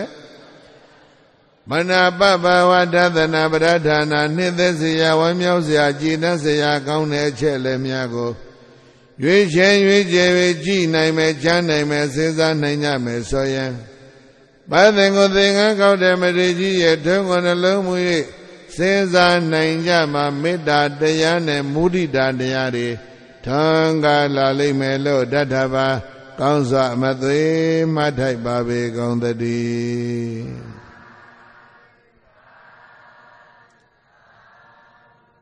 ခြေနှစရာကောင်းတဲ့အချက်ကိုရွေးချယ်၍ရှာမေတ္တာနေသက်စရာကောင်းတဲ့အချက်လည်းကိုရွေးချယ်၍ရှာမေတ္တာတို့တော်လေးပြောရင်ကောင်းကွယ်ကိုရှာမေတ္တာမြင်သမျှပရိသတ်ရေကြိုးစားပြီးတော့ကောင်းတာလေးကြည့်ပြီးတော့ကျင့်နှံ့အောင်နှလုံးသွင်းတဲ့မေတ္တာလည်းရတယ်မုဒိတာလည်းရတယ်ဘာရမေတ္တာတရားတွေနဲ့မုဒိတာတရားတွေရအောင်နှလုံးသွင်းနိုင်မှ peacefully coexistent နော်ငြိမ်းချမ်းစွာအတူရှင်တွဲပြီးတော့နေလို့ရမကောင်းတာကိုပဲဦးစားပေးစဉ်းစားပြီးတော့အပြစ်တင်ဖို့ကြီးရွေးကြည့်နေကြမယ်ဆိုလို့ရှိရင်ငြိမ်းချမ်းစွာအတူရှင်တွဲနေထိုင်ရေးပြိဿကြီးရေဖြစ်ပါမဖြစ်ဘူးအဲ့တော့တရားမင်းမေးထားတဲ့အမေနော်လောကကြီးဘင်းရနေပါကြောင်းများတယ်လေအိဒါမစ္စရိယကြောင့်ဘာကြောင့်လဲမစ္စရိယဆိုတာဘာလဲဒါနည်းနည်းစဉ်းစားပရတံပတ္တိပရေဟိသန္တာရဏဘာဝံအသနာလက္ခဏံမစ္စရိယံကိုယ့်ရဲ့ပိုင်ဆိုင်မှုတွေမိမိရဲ့ပိုင်ဆိုင်မှု possession အဲ့ဒါတွေကိုဘယ်သူမှဝေမပေးနိုင်ဘူးဆိုတဲ့စိတ်ထားကိုဘာခေါ်လဲမစ္စရိယအိဒါကသူတစ်ပါးသူ့အသူပိုင်နေတာကိုမကျေနပ်တာဝမ်းမမြောက်တာနော်မစ္စရိယကသူတစ်ပါးသူ့အသူပိုင်နေတာကိုဘာဖြစ်တာလဲမစ္စရိယကကိုပိုင်တာကိုသူတစ်ပါးဘာမလုပ်နိုင်တာလဲမဝေငှနိုင်ဘူးနော်ကိုဒီပါဘုန်းကြီးပဲပြောရအောင်နော်စတိတ်ခုံကြီးကြီးလောက်ထားတယ်စတိတ်ခုံပေါ်မှာကလထိုင်ကဘယ်နှလုံးပဲရှိတယ်တစ်လုံးနဲ့ရှိတယ်နှစ်ပါးထိုင်လို့ရလားအောက်မှာပလတ်စတစ်ကလထိုင်တဲ့သံဃာတွေအများကြီးထိုင်နေတယ်ဘုန်းကြီးကတော့ကျင်းကလထိုင်တဲ့ခန်းကညာဒီမှာစပွဲနဲ့ပါနဲ့သံဃာတော်ရှင်မြတ်တွေကဒီပေါ်ထိုင်ခြင်းနဲ့ဒီတကူဆိုတော့ရေခဏလေးဖယ်ပေးပါဆိုရင်ဒီဘုန်းကြီးဖယ်ပေးမလားဖယ်မပေးဘူးအဲ့ဒါကိုယ့်ရဲ့ပိုင်ဆိုင်မှုကိုသူတစ်ပါးကိုမပေးနိုင်တာနားလည်အောင်ပြောပြတာနော်သူတစ်ပါးကိုမပေးနိုင်အဲ့ဒါဘာခေါ်လဲမစ္စရိယအတ္တသံပတ္တိမိမိရဲ့ပိုင်ဆိုင်မှုတွေကိုပရိဟိသန္တာရဏဘာဝံသူတစ်ပါးတွေနဲ့ဆက်သွယ်ရတဲ့ဒီကိစ္စကိုအသနာလက္ခဏာမချေမနဝမ်းမမြောင်နိုင်ပဲဖြစ်နေကြတဲ့ဒီသဘောကိုမေစရိယခေါ်ရတယ်လို့တထဗံကောင်းစွာမသွဲမှတ်ထိုက်ပါပဲကောင်းသတည်း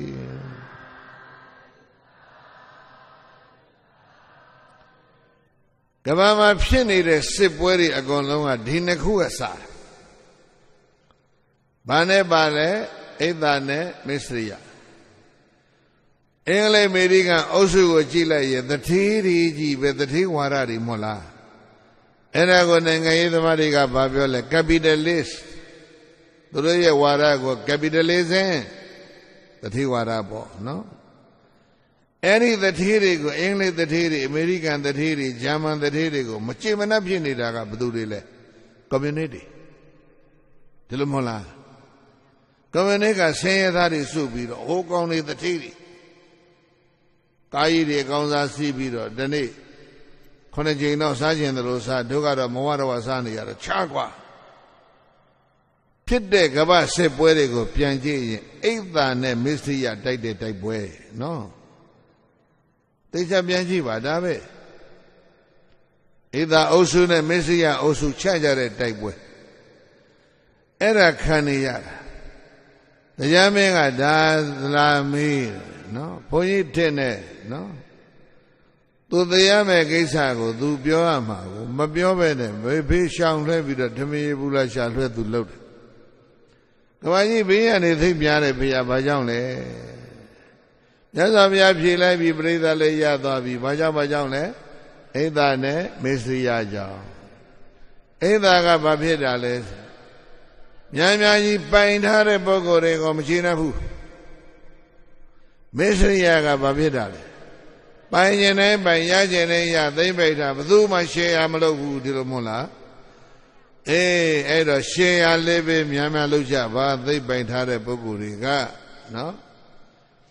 ဘာမှမရှိတဲ့ပုဂ္ဂိုလ်တွေကလည်းဝေမပေးလို့ရှိရင်သီးခံပြီးတော့ဟလားမုဒိတာပွားပြီးတော့နေကြပါအဲ့ဒီလိုမှမဟုတ်ရင်တော့အိဒါအုပ်စုနဲ့မစ္စရိယအုပ်စု capitalist နဲ့ socialist communist ဒီအုပ်စုနှစ်ခုဟာဘာဖြစ်ကြမှာလဲ peacefully coexisting ဘယ်တော့မှမရဘူးငြိမ်းချမ်းစွာတူရှင်တွဲနေထိုင်ဘယ်တော့မှမရဘူးကမ္ဘာကြီးရှောက်ကြည့်ဒီတိုင်းပဲဖြစ်နေတယ်ဗီယက်နမ်ဒေါ်လာရေးကြည့်တရုတ်ပြည်ဒေါ်လာရေးကိုကြည့်နော်ရုရှားပြည်ဇာဘယင်ခေတ်ဒေါ်လာရေးပြန်ကြည့်ဒီတိုင်းပဲနော်စိန်ခံတဲ့ပုဂ္ဂိုလ်တွေကိုစိန်အမှားမနာလို့မချေနှက်တဲ့စစ်ပွဲတွေပဲပုံများတယ်အဲဒါကြောင့်အိဒါမစ္စရိယသာယောဇနာမနာလိုခြင်းဝန်တိုးခြင်းဆိုတဲ့ဒီအိဒါမစ္စရိယတရားဒီနှစ်ပါးကြောင့်ဒေဝဇာနတ်တို့သည်၎င်းမနုဿာဇာလူတို့သည်၎င်းသူရာဇာသူရာတွေလည်းပဲခန္ဓာဘာဇာခန္ဓာဘာနတ်တွေလည်းပဲသဝေရဘေးရန်နေများပြီးတော့သဒါနာပြည့်ဒဏ်နေသိမ့်ပြီးတော့သသပတာနှိစ္စခံကြရပြီးတော့ဝေဟရန္တိနေကြရတယ်လို့သတ္ထာနတ်လူတော်ဆရာမြတ်စွာဘုရားကိုရောမြတ်ကဒေဝနာမိန်တသနတ်တို့သနေတရားမင်းရဲ့ပညာမေကောင်းကိုယာကရောတိဆောဆိုင်မရှိဥဒ္ဒိမှန်စွာဖြေချတော်မူလိုက်ပါပေသတည်း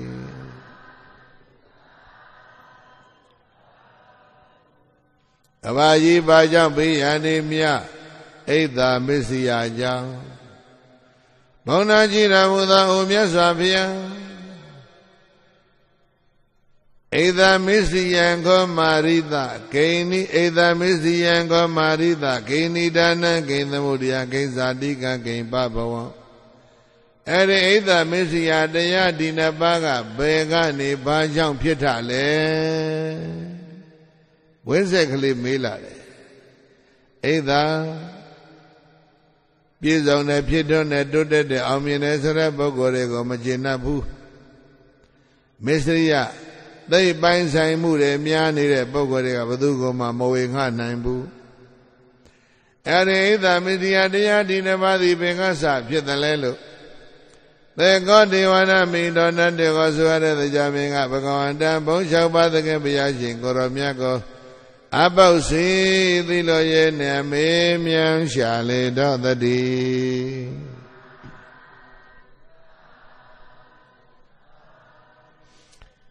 ဧသာမစ္စရိယံကမာရိတဧသာမစ္စရိယံကဒေဝနာမိန်တပိယနိဒာနံပိယသမုဒယံပိယဇာတိကံဒေဝနာမိန်တနတ်တေကိုဆိုရတဲ့သေကတရားမင်းဧသာမစ္စရိယမနာလိုခြင်းဝန်တိုခြင်းဆိုတဲ့ဒီတရားနှစ်ပါးဟာပိယနိဒာနံချစ်ချင်းနဲ့မုန်းခြင်းကစတင်၍ဖြစ်တာဧသာရဲ့ခွင်းဆက်ကလေးတွေမှတ်သွားတကွင်းမိတကွင်းဆက်လာလိမ့်မယ်ဘေးရနေပင်ကလာဧသာမစ္စရိယကလာတဲ့အဲ့ဒီဧသာမစ္စရိယပဲလားပိယနိဒာနံချစ်ချင်းနဲ့မုန်းခြင်းရှိနေသမျှကာလပါလုံးပြောရည်ဘာနဲ့ပါရှိနေသမျှချစ်ချင်းနဲ့မုန်းခြင်းဆိုတာတွေရှိနေသမျှကာလပါလုံးဧသာမစ္စရိယတရားဒီနှစ်ပါးဟာဘဝတိဖြစ်တယ်လို့သတ္တလူနတ်တို့ဆရာဘုရားရှင်ကိုရောမြတ်ကပြကရောတိဆောက်ဆိုင်မရှိဟုတ်တိုင်းမှန်စွာဖြေရှင်းတော်မူလိုက်ပါပဲတည်း မနာလောခြင်းဝန်တော်ခြင်းဘေကလာသလဲချစ်ချင်းနဲ့မုန်းခြင်းကလာတယ်ပြောရပါဠိစလိုပြောခြင်းရင်ပိယအပိယပြောကြပိယဆိုတာကချစ်တာအပိယကမုန်းတာလောကကြီးကတော့အစွန်းရောက်နေတယ်ဘိညာဉ်ဒီဘာကြောင့်ဖြစ်အိဒါနဲ့မစ္စည်းအစွန်းနှစ်ဘက်ပဲဟုတ်လားအိဒါမစ္စည်းဘေကလာတယ်လေချစ်ချင်းနဲ့မုန်းခြင်းအစွန်းနှစ်ဘက်ပဲဒီလိုမဟုတ်လားအစွန်းရောက်ကဘာနော်ငြိမ်းချမ်းရေးရဖို့ခက်တယ်ပိယချစ်တယ်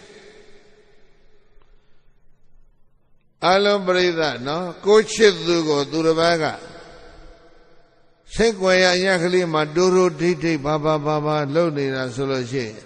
မြင်ရင်ကြားရင်ဘုန်းကြီးတို့ပရိသတ်လက်ခံနိုင်ရဲ့လားချစ်သူကိုဘယ်သူဝေပေးမလဲရွှေကောကိုကချစ်သူပြောတာမဟုတ်ကိုချစ်ထားတဲ့ချစ်သူတရားကိုဘယ်သူနဲ့ဝေပေးနိုင်တယ်လဲဘယ်သူကိုမျှပေးနိုင်တယ်ဟောဒီမှာနိုင်တလုံးဒါဘုန်းကြီးစပွဲပေါ်တင်ထားတယ်ဆွေဇာရလောက်နိုင်မှဗရမ ्या လေးကြောက်အပြာလေးတစ်လုံးတောင်စီထားသေးတယ်ဒေါ်လာဟုတ်လား9000လောက်တန်တယ်ဘုန်းကြီးသိကြိုက်တာဗောသိချစ်တာဗောလာတောင်းပေးမယ်ထင်လားမပေးဘူးချစ်သူနော်ဘသူကိုမှဘာဖြစ်လဲမပေးဘူးမပေးရင်မလုပ်မလဲလူယူမယ်စစ်ပွဲဖြစ်တာဗောအဲ့တော့ချစ်ချင်းကြောင့်ဘာဖြစ်တယ်လဲဆိုတော့မစ္စရိယဖြစ်တာချစ်ချင်းကြောင့်ဘာဖြစ်တယ်မစ္စရိယကိုမောင်းတဲ့လူတွေသိအောင်မြင်ကုန်ပြီဆိုတော့ဝမ်းသာသေးရဲ့လားမောင်းခြင်းကြောင့်ဘာဖြစ်လဲအိတ်သာဖြစ်တာမြင်သွားလားချစ်ချင်းကြောင့်ဘာဖြစ်တယ်မစ္စရိယမောင်းတဲ့လူတွေရဲ့အပေါ်မှာတော့ဘာဖြစ်လဲအိတ်သာအဲ့တော့ချစ်တာနဲ့မုန်းတာရှိနေသမျှကာလပတ်လုံးဘာနဲ့ပါလာမလဲချစ်တာနဲ့မုန်းတာရှိနေသမျှကာလပတ်လုံးဘာနဲ့ပါလာမလဲအိတ်သာမစ္စရိယလားအိတ်သာမစ္စရိယရှိသမျှကဘာကြီးငြိမ်းချမ်းရေးဘာညာဖြစ်မလားမဖြစ်နိုင်ဘူးပိယပိယံခောဒေဝနာမိန္ဒပိယပိယံခောမာရိတာကိဉ္စီဒါနကိဉ္သမုဒိယကိဉ္စာတိကံကိဉ္ပဘဝံဘောင်းတော်ကြည်တော်မူသောအိုမြတ်စွာဘုရားအဲ့ဒီချစ်ချင်းနဲ့မုန်းခြင်းဆိုတာကကိုဘယ်ကလာသလဲဖရာဝိဇ္ဇက်ကလေးမေးပြန်ပြီနော်အဲ့တော့မြတ်စွာဘုရားဖြေတယ်ပိယပိယံခောဒေဝနာမိန္ဒသန္တနိဒာနံသန္တသမုဒယံသန္တဇာတိကံဒေဝနာမိန္ဒနတ်တေကိုဆိုရတဲ့သက္ကသကြမင်းပိယပိယံချစ်ချင်းနဲ့မုန်းခြင်းသည်သန္တနိဒာနံသန္တကြောင့်ဖြစ်တာပြောဟိချစ်ချင်းနဲ့မုန်းခြင်းဟာဘာကြောင့်ဖြစ်သန္တအလုံးပြန်ဖသန္တရှေ့ကတလုံးထက်အလိုထက်တွဲဖအလိုသန္တတွဲဖအလိုသန္တပြည့်အောင်လုပ်ပေးတဲ့လူတွေသိချစ်စရာကောင်းတယ်မှန်လားအရေးချင်းရှိမရှိဘာသာတိပိကိမရမရအကျင့်စာရိတ္တကောင်းမကောင်းအလိုတော်ပြည့်အောင်လုပ်ပေးတဲ့လူအပေါင်းဟာချစ်စရာကောင်းနေမှာပဲညင်းနိုင်လားအေးမညင်းတဲ့သစ္စာညင်းလို့မရဘူးဗုဒ္ဓဟောကြားတဲ့တရားမဟုတ်လို့ဒါဗုဒ္ဓဇင်ဖြစ်တာတကယ်ဂျီဇဆခရစ်ကဟောနေရင်လည်းပဲဒီတရားမျိုးဟာနော်ခရစ်ယာန်နေစဉ်ဖြစ်နေမှာပဲခရစ်ယာန်နေအတွက်သာလဲမှန်တယ်မောင်းမိတဲ့ဗုဒ္ဓစီအတွက်ကောဒါမမှန်ဘူးလားဗုဒ္ဓဟောတဲ့တရားကခရိယာန်တွေအတွက်အစ္စလာမ်တွေအတွက်ကောမမှန်ဘူးလားလူတိုင်းအတွက်မှန်တာကိုဘာခေါ်မလဲသစ္စာလူသားတိုင်းအတွက်မှန်တာကိုဘာခေါ်မလဲသစ္စာနော်အလိုပြည့်တယ်မပြည့်ဘူးနှလုံးထဲပဲစဉ်းစားအလိုပြည့်အောင်လှုပ်ပေးတဲ့ပုဂ္ဂိုလ်တွေကဘာဖြစ်နေမလဲချစ်စရာကောင်းနေလိမ့်မယ်ပညာလည်းတတ်တယ်အရေးချင်းလည်းရှိတယ်သမာဓိရှိတယ်စိတ်ကောင်းရှိတယ်အလိုပြည့်အောင်လုပ်မပေးလို့ဘာဖြစ်ကောင်းလဲသွားလေရောလက်ဟဲဒီလိုတွေဖြစ်နေတယ်မဟုတ်လား သဘောကြတော့ပြုံးပြန်ပြုံးပြန်သဘောမကြတော့လဲမုံပြန်မုံပြန်အစွန်းရောက်ကပါနော်ငြိမ်းချမ်းစွာသူရှင်အတွက်နေနိုင်ဖို့ဒီစိတ်ဓာတ်တွေကိုပြင်သဘောကြတော့လဲပြုံးပြန်ပြုံးပြန်သဘောမကြတော့လဲမုံပြန်မုံပြန်ကြောက်ဝဲဆိုတော်ကြီးဟောတော်မူတဲ့တရားအဲ့ဒီနှလုံးထဲနဲ့တညလုံးဟောတာပြုံးပြန်မုံပြန်နှစ်ဖက်နှစ်ရံအစွန်းနှစ်ဖက်လေချစ်တာလည်းအစွန်းရောက်ပဲမုံတာလည်းအစွန်းရောက်ပဲချစ်ချင်းနဲ့မုံချင်းဒီနှစ်ခုရှောင်ပြီးတော့အလယ်ကသွားနိုင်တဲ့လူမှပြိဿရဲ့လွတ်ပြောင်းမယ်မဟုတ်လားအေး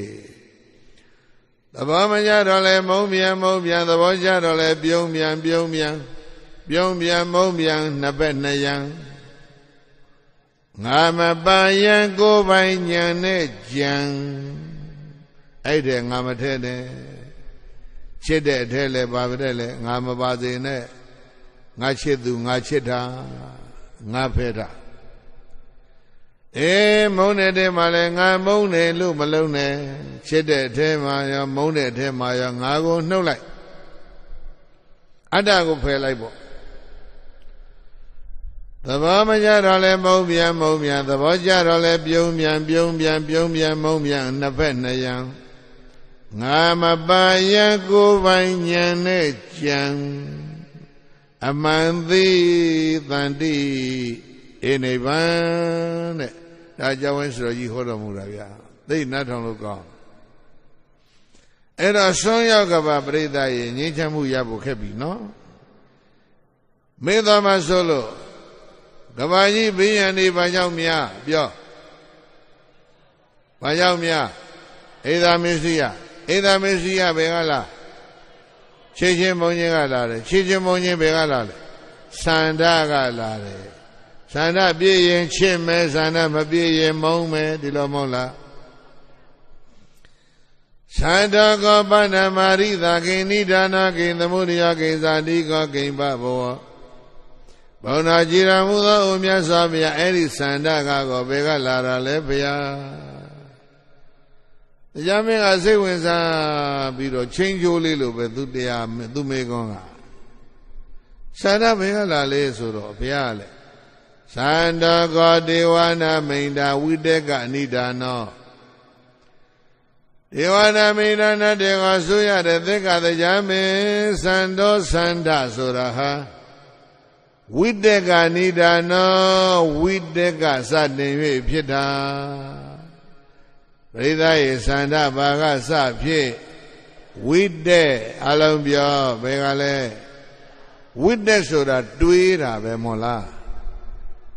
ဘုန်းကြီးတို့ပရိသတ်အတွေးအကြံတွေဟာဘာတွေပဲတွေးနေတယ်လိုတာပဲတွေးတာပဲနော်ဟိုတရားပွဲပြီးပြန်သွားအောင်တပီလေးကြီးတပုံးလေးဆက်စားစရာလေးဘာလေးစားပေးအိရတဲ့ဝင်အိဗဟိဆိုတော့ပြောငနဲ့အိပြောတာတရားမှမရှိဘူးနဘုဘလက်တွေပဲလက်လာပြီးတော့ဘာလို့လဲတွေးဟာတွေးလို့သိကောင်းဒီကနေ့ဘာတွေလုပ်ခဲ့တယ်ဘာတွေကြင်ခဲ့တယ်မနေ့ပြင်ကဘာလို့အောင်မဲ့ပလင်တွေဘာတွေချတော့ဇီဝရေးကိစ္စဘာကိစ္စညာကိစ္စသာကိစ္စမယားကိစ္စအကုန်တွေးမျက်လုံးကြီးကျဲပြီးတော့အဲ့လိုမရဘူးကြောကုန်းကြီးပူးလာတယ်ပဲလဲလန်တွေးတာကိုမောက်ခုံမောက်နဖူးပေါ်လက်တယ်ဟာဘဲကပူးလိုက်ပြန်ပြီပဲလဲလန်မှောက်လိုက်လန်လိုက်နဲ့တွေးဘိုးသာလင်းသွားရတွေးရမရဘူးအဲ့ဒီအတွေးတွေကျဲနေသမျှကာလပတ်လုံးဘာတွေဖြစ်မှာလဲသန္တာတွေကြီးဖြစ်မှာပဲနော်သန္တာ5မျိုးတို့6မျိုးတို့မပြောတော့ဘူးဘုန်းကြီးတို့ဒါတွေအကုန်ကြော်လိုက်ပြီသန္တာတွေအများကြီးပဲသန္တာမျိုးစားတွေအဓိကအကျဆုံးကတော့ကာမိသန္တာပြောပါသန္တာလဲကာမိသန္တာကုသလိသန္တာကနဲတယ်ကုသိုလ်အတွက်တွေးတဲ့ဉာဏ်ကနဲတယ်ကာမနဲ့ပတ်သက်တဲ့အတွေ့အကြုံတွေကပုံမများဘူးလားအေးအဲ့ဒီသန္တာတွေပြည့်ရင်တော့ချစ်စရာတွေကြီးပဲပေါ့သန္တာမပြည့်ရင်တော့လည်းပဲဘာတွေလဲမုန်းစရာတွေကြီးပဲဒီလိုဖြစ်နေမှာပဲချစ်တာနဲ့မုန်းတာတွေရှိနေသမျှလည်းပဲဘာတွေလာအောင်မှလည်းပဲအိဒါနဲ့မစ္စည်းရလာမှာပဲအိဒါမစ္စည်းရထွန်းကားတဲ့ဒီကဘာမှာငြိမ်းချမ်းရေးတည်ဆောက်လို့လဲ မရနိုင်ဘူးဒီလိုသွားမယ်ခုပဲရောက်သွားလဲသန္တောခောဒေဝနာမိန္ဒဝိတေကနိဒါနာဝိတေကသမုဒယောဝိတေကဇာတိကဝိတေကဘဘောနတ်တို့သနေတရားမင်းသန္တာဟာတွေးတာကြံတာအတွေးအကြံနေများတဲ့ဝိတေကြောင့်သန္တာဖြစ်တယ်လို့သတ္တလူနတ်တို့ဆရာဘုရားရှင်ကိုရောမြတ်သည်သေကသဒေဝနာမိန္ဒသနတ်တို့သနေတရားမင်းရဲ့ပညာမေကောင်းကိုဗျာကရောတိစောဆိုင်မရှိဥဒ္ဒမှန်စွာဖြေကြတော်မူလိုက်ပါပေသတည်း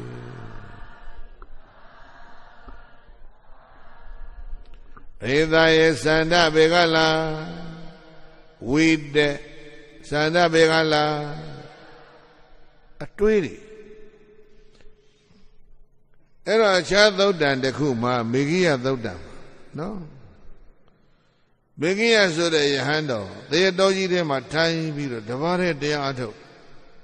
သင်္ကခေါင်းကနေခြုံပြီးတော့မျက်စိမိတ်လိုက်တာသင်္ကခြုံထိုင်နေတဲ့ဘုန်းကြီးတစ်ပါးကရှင်မင်းစိတ်ပေါက်သွားရှင်မင်းကြီးဖြစ်အာညာဘက်ကရောဘေဘက်ကရောမုံမမိတ်တာ16000ဘုမသေတာပရိဒီနဲ့အဲ့ဒီလိုတော့တိုင်းရင်သားအိန္ဒိယတိုင်းပြည်တပီကဝင်ပြီးတော့တိုက်တယ်ချပြန်တိုက်ဟာအိန္ဒိယတိုင်းပြည်ကကျူးကျော်ဘရင်ကိုဖမ်းအသပြစ်ကွာအဲ့ဒီကောင်ကာမရောဗျာပါဒရောဝိဟိန္ဒရောပြီးတော့သင်္ကန်းချော့ပြီးတော့မျက်လုံးနဲ့သင်္ကန်းခြုံထားတာကိုခွာချပြီးမျက်လုံးလည်းဖွင့်လိုက်ရောရေတော်တဲ့ထိုင်နေတဲ့မေဂိယမတိဘုန်းကြီးကြီးဖြစ်တရားထိုင်နေတဲ့ဘုန်းကြီးကြီးဗာစိတ်ကူးပေါက်တာရှင်မင်းစိတ်ကူးပေါက်တာစလို့ပြောကာမဝိတေဗာလဲအဲ့ဒီမေဂိယယဟန်တော်အဲ့ဒီလိုအတွေးတွေပေါ်ပြီးအတွေးတွေနဲ့ချက်ဘယင်ဖြစ်ပြီးတော့ကာမဂုဏ်စိစိခံနေတဲ့ထိုအရှင်ကိုမြတ်စွာဘုရားကမိန့်တော်မူတယ်ဗျာအာနာပါနသတိဘာဝေတ္တဗဝိတေကိုပစ္စေရာယအာနာပါနသတိဘာဝေတ္တဗဝိတေကိုပစ္စေရာယဝိတေတွေကိုဖြတ်တောက်ဖို့ရန်အတွက်အာနာပါနကိုပွားရမယ်ယောဟိဝိတေကိုဖယ်ရှားဖို့ဘာလုပ်မလဲအာနာပါနပွားရမယ်အင်းရတဲ့ပဲလက်လံနှစ်ဘူးပေါ်လက်တင်တွေးနေမဲ့အစားဘိုက်ပေါ်မှာလက်တကလေးတစ်ပဲတင်ထားပြီးတော့နှာသီးပေါက်ကနော်ထွက်နေတဲ့ဝင်နေတဲ့လေကိုမှတ်လိုက်ရင်ခုနကအတွေးတွေမငြိမ်းဘူးလားအဲ့ဒါမလုပ်ဘူးဘုန်းကြီးတို့ပြိဿကအနာတော့ဖြစ်နေပြီဆေးရှိတယ်မတော့ဘူးဘိုက်ပေါ်မှာလက်ကလေးတင်ထား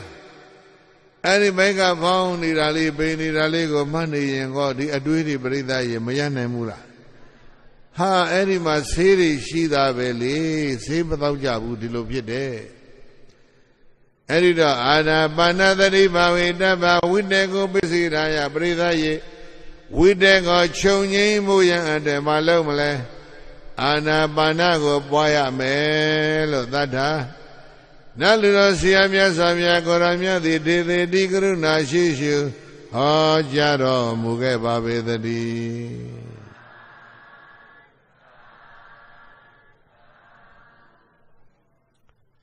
ပြန်စင်လိုက်ပြိဿကြီးလောကကြီးဘေးရန်နေဘာကြောင့်ဖြစ်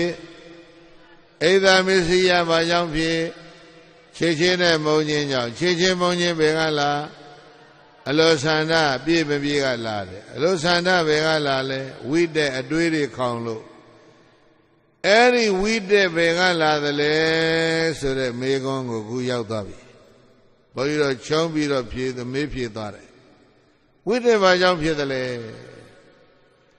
ပပိစ္ဆသင်ညာသင်္ခါသမုဒယပပိစ္ဆသင်ညာသင်္ခါဇာတိကောပပိစ္ဆသင်ညာသင်္ခါပဘဝ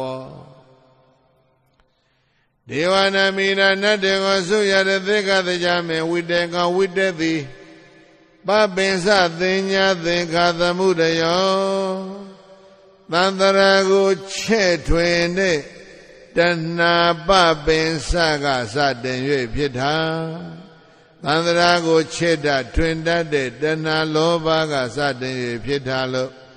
သ သာတလူနတ်တို့ဆရာဘုရားရှင်ကိုရောမြတ်သည်သက်္ကသတရားမင်းရဲ့ပညာမေဃငေါပြကရောတိစုံဆိုင်မရှိဟုတ်တိုင်းမှန်စွာဖြေကြတော့မူလိုက်ပါပဲတည်း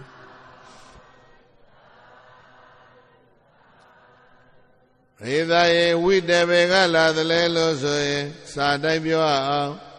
ပပင်စတရားကစရာပြောကြဘေကစပပင်စအလုံးပြန်ဖတ်ဒါဘုရားစကားလုံးအဓိပ္ပာယ်ကချက်ထွင်တယ်လို့အဓိပ္ပာယ်ရတယ်သန္တရာကိုရှင်းအောင်လုပ်တာဘယ်သူလဲမေးရင်တဏှာပဲမဟုတ်လားသစ္စာ၄ပါးမှာသမုဒိယသစ္စာတဏှာပဲလေဟုတ်တယ်မလားနော်ဒုက္ခအလုံးတို့ရဲ့အကြောင်းရင်းဝတ္တရားတွေရဲ့အလုံးတို့ရဲ့အကြောင်းရင်းဘယ်သူလဲတဏှာအဲ့တော့ဒီသုတ္တမကတော့မြတ်စွာဘုရားကတဏှာလို့တဲ့တဲ့ကြီးမသုံးမဲတဲ့ဖတ်ပင်စလို့သုံးလိုက်တယ်ပပင်စရဲ့ဒီဘေကချဲထွင်တယ်လို့နားလည်ရကျုံနေတဲ့သန္တရာကိုချက်တိုးနေတဲ့သန္တရာကိုရှင်းအောင်လုပ်တဲ့တရားဟာဘာလို့လဲတဏှာတဏှာရှိနေသည်မြတ်ဘာဖြစ်နေမှာလဲတွေးနေမှာပဲဝိဇ္ဇက်ကလေးနားလည်လိုက်တဏှာရှိနေသည်မြတ်ဘာလုပ်ကြအောင်မှာလဲတွေးမယ်တွေးနေသည်မြတ်လည်းပဲဘာတွေပေါ်လာမလဲလူကျင်တာတွေပဲတွေးကြမှာပဲဖြစ်ချင်တာတွေပဲတွေးကြမှာပဲနော်ဖြစ်ချင်တာတွေကဖြစ်တော့ဘာဖြစ်လဲပဲချစ်တာပေါ့ဖြစ်ချင်တာတွေမဖြစ်တော့လဲဘုန်းတာပေါ့နော်နောက်တောင်းလျှောက်ပရိသတ်ရေနောက်ပြန်သွားလိုက်ရင်ဘေးရန်ထူပြောတဲ့ကဘာရဲ့ဝင်းဆက်ကြီးဘုန်းကြီးတို့ပရိသတ်သွားတွေးလိုက်မယ်နော်ကိုရောက်သွားပြီဗါတယ်လေပပင်စတရားတဏှာပပင်စဒိဋ္ဌိပပင်စမာနပပင်စလို့ဒေသနာပြည့်စုံပြောရင်ပပင်စတရား၃ပါးရှိတယ်မာနကြီးတဲ့ပုဂ္ဂိုလ်တွေလည်းပဲသန္တရာရှိတာပဲမာနနဲ့သန္တရာရှိတဲ့ပုဂ္ဂိုလ်တွေအများကြီးရှိတယ်ဥပဒိဋ္ဌိဆရာကြီး6ရက်ထဲမှာသိသိဆရာပရပေပေါင်း250ကိုအုပ်ချုပ်ပြီးတော့ဒါကစကိုင်းဆရာကြီးလုပ်နေတယ်အဲ့ဒီပရပေ250ထဲမှာသာရိပုတ္တမောက္ကလံဖြစ်လာမယ်ဥပရိသဂေါလိတတို့ကလည်းအဲ့ဒီထဲရောက်ဥပရိသဂေါလိတတို့ကအရှင်အသစီပတိရဲ့နော်သစ္စာလေးပါးတရားနာလို့လည်းပြီးရောသောတာပန်ဖြစ်သွားကြတယ်ပရပိုက်250ကိုသွားခေါ်တယ်250အကုန်လုံးလက်ခံတယ်သိသိဆရာကြီးတယောက်ထဲကြံတယ်မဟုတ်လားဆရာဂေါရမဗုဒ္ဓကသစ္စာလေးပါးဟောနေတဲ့ဝေလူဝံမှာသွားကြရအောင်ဂေါရမဗုဒ္ဓရဲ့သစ္စာတရားတွေနာပြီးကျုပ်တို့သန္တရာအဲ့ဒီမှာဆုံးသတ်အောင်ဘာပြောတဲ့အောက်မလဲယာဝင်အိုးကြီးဘဝကနေပြီးတော့လက်ခံအိုးငယ်ကလေးအဖြစ်တော့ငါမပြောင်းတော့ဘူးအဓိပ္ပာယ်နားလဲလားလောကမှာဆရာကြီးတဆူလုပ်ပြီးမှသူများတပည့်မခံတော့ဘူးလို့ဒီလိုပြောတာမဟုတ်လားမာနဗါတယ်လေအဲ့ဒါဒိဋ္ဌိကိုအကြောင်းခံတဲ့မာနအဲ့ဒီဒိဋ္ဌိကိုတတ်မဲ့တဲ့တဏှာ၃ခုပေါင်းပြီးတော့အဲ့ဒီမှာသန္တရာရှည်သွားတာသိသိเสียလေတဏှာပပင်စရဲ့မာနပပင်စရဲ့ဒိဋ္ဌိပပင်စရဲ့အဲ့ဒါပပင်စသင်ညာသင်္ဃသမုဒိယပပင်စတရားကြောင့်ဒီဝိတ္တတေဖြစ်တယ်လို့သတ္တနလူတို့ဆရာမြတ်စွာဘုရားကိုရောမြတ်ကဗျာကရောတိစုံဆိုင်မရှိအောင်တဲ့မှန်စွာဖြေကြတော့မူလိုက်ပါပဲတည်း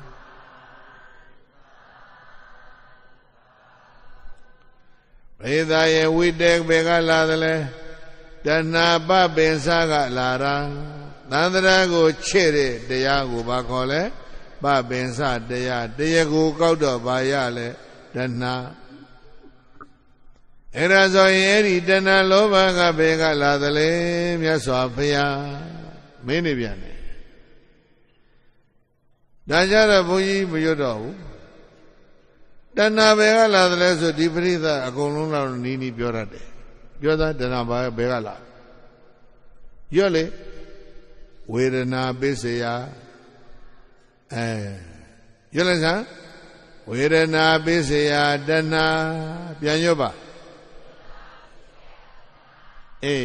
တဏှာဘယ်ကလာဝေဒနာကလာ ဒုက္ခဝေဒနာမှာတဏှာဖြစ်တယ်ဒါသိသိကြတယ်ဒုက္ခရောက်နေတဲ့လူကဘယ်လိုလုပ်တဏှာဖြစ်မလဲမေးစရာရှိတယ်သူလည်းဖြစ်တာပဲဒီတော့ဘုန်းကြီးကမေးခြင်းနဲ့ပြိဿကြီးယောဂဆိုအိယာလဲနေတဲ့လူဒီဘာကိုသူမျောနေလဲဘာကိုမျောနေလဲကျမ်းမာပြီးဆေးရုံကဆင်းဖို့မျောလင်းတယ်မဟုတ်လားအဲ့ဒီမျောလင်းတာတဏှာထောင်ထဲကျနေတဲ့လူဒီဘာမျောနေလဲထောင်ကျလို့ဒုက္ခကိုသူလွတ်ချင်တော့လွတ်ရက်ကိုမမျောဘူးလားအဲ့ဒီမျောလင်းတာဘာဖြစ်လဲတဏှာပဲเนาะဝေဒနာတိုင်းမှာတဏှာရှိဒုက္ခိဒုက္ခံပတ္တိယတိဒုက္ခိဒုက္ခရောက်တဲ့ပုဂ္ဂိုလ်တိုင်းဒုက္ခံဒုက္ခဝေဒနာကိုပတ္တိယတိတောင်းတတယ်အဲ့ဒါကြောင့်မို့လို့ဝေဒနာပစ္စယဝေဒနာရှိနေသည်မြတ်ကာလပတ်လုံးတဏှာဟာဥပ္ပစ္စရိဖြစ်တယ်ရဲ့လို့သတ္ထာလူနတ်တော်ဆရာဘုရားရှင်ကိုရောမြတ်ကဒေဝနာမိန်တသသက်ကတနတ်တော်တနေတရားမင်းရပညာမေကောင်းကိုဗျာကရောတိကောင်းစွာအမသွေဖြည့်ချတော်မူခဲ့ပါပေသတည်း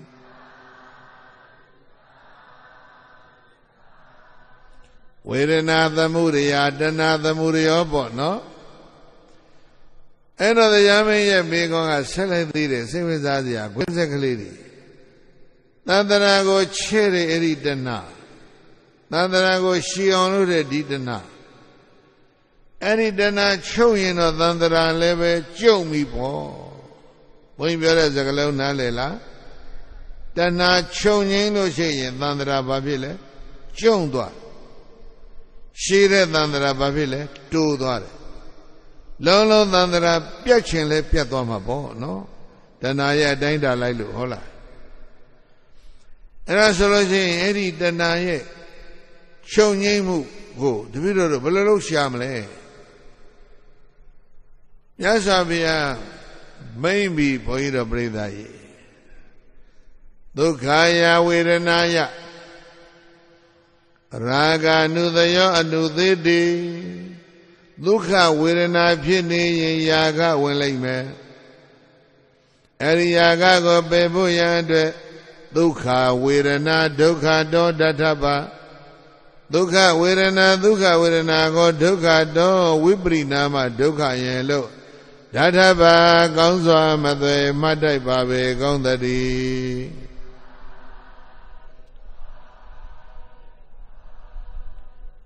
ဒုက္ခဝေဒနာကိုမရှုနိုင်ရင်ပြိဿကြီးယာကဝင်မယ်တဏှာလောဘဝင်တယ်ဒုက္ခဝေဒနာကိုရှုလိုက်နိုင်ရင်ဒုက္ခဝေဒနာတွေကဘာထွက်သွားလဲတဏှာလောဘထွက်သွားမယ်အဲ့တော့ဒုက္ခဝေဒနာကိုဘယ်လိုရှုမလဲဒုက္ခချမ်းသာတယ်လို့ရှုမလားဆိုတော့မဟုတ်ဘူးဝိပရိနာမဒုက္ခမြင်အောင်ရှုပြောဟိဖောက်ပြန်ပျက်စီးရင်ဒုက္ခလည်းပဲဒုက္ခရောက်တာပဲမဟုတ်လားမပေါက်ပြန်သေးရင်တော့အဲ့ဒါခံစားလို့ကောင်းတော့ပေါ့ဖောက်ပြန်ပျက်စီးတဲ့နေ့ကျရင်ဒုက္ခကြီးကျယ်ရောက်ဒီလိုနော်ဧရာယဒုက္ခဝေဒနာဒုက္ခတောတတ္တပါ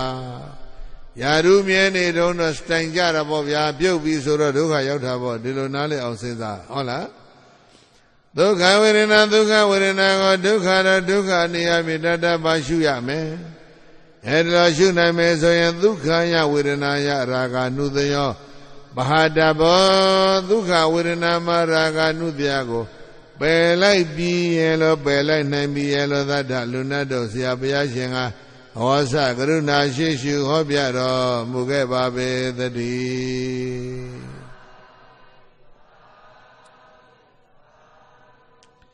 တရားမင်းကစည်းစိမ်ကြီးကျယ်တဲ့တရားမင်းလေ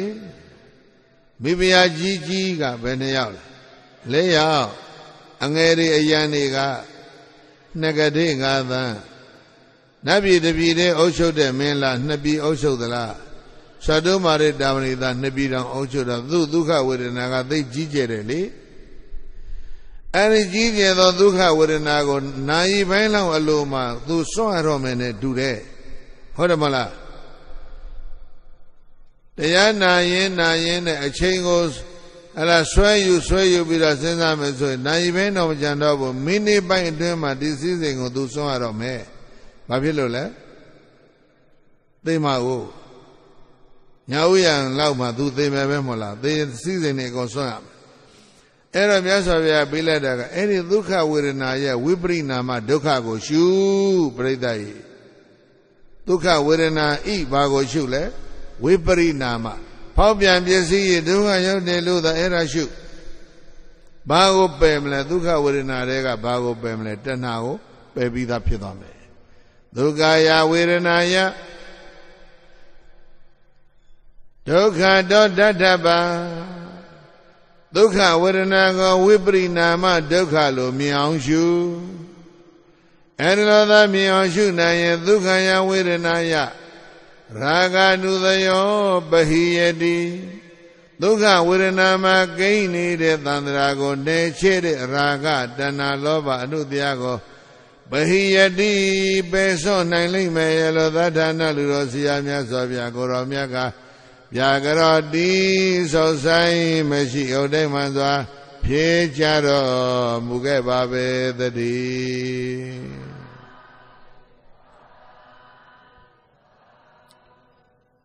ဒီအချက်ကိုပြိဿရဲ့ပိုင်အောင်ယူသွားဒုက္ခဝေဒနာမှာပါကိန်းနေတယ်တဏှာလောဘအဲ့ဒါကြောင့်တဏှာလောဘကိုဖယ်ဖို့ရတဲ့ဘာကိုရှုမယ်ဒုက္ခဝေဒနာကိုရှုမယ်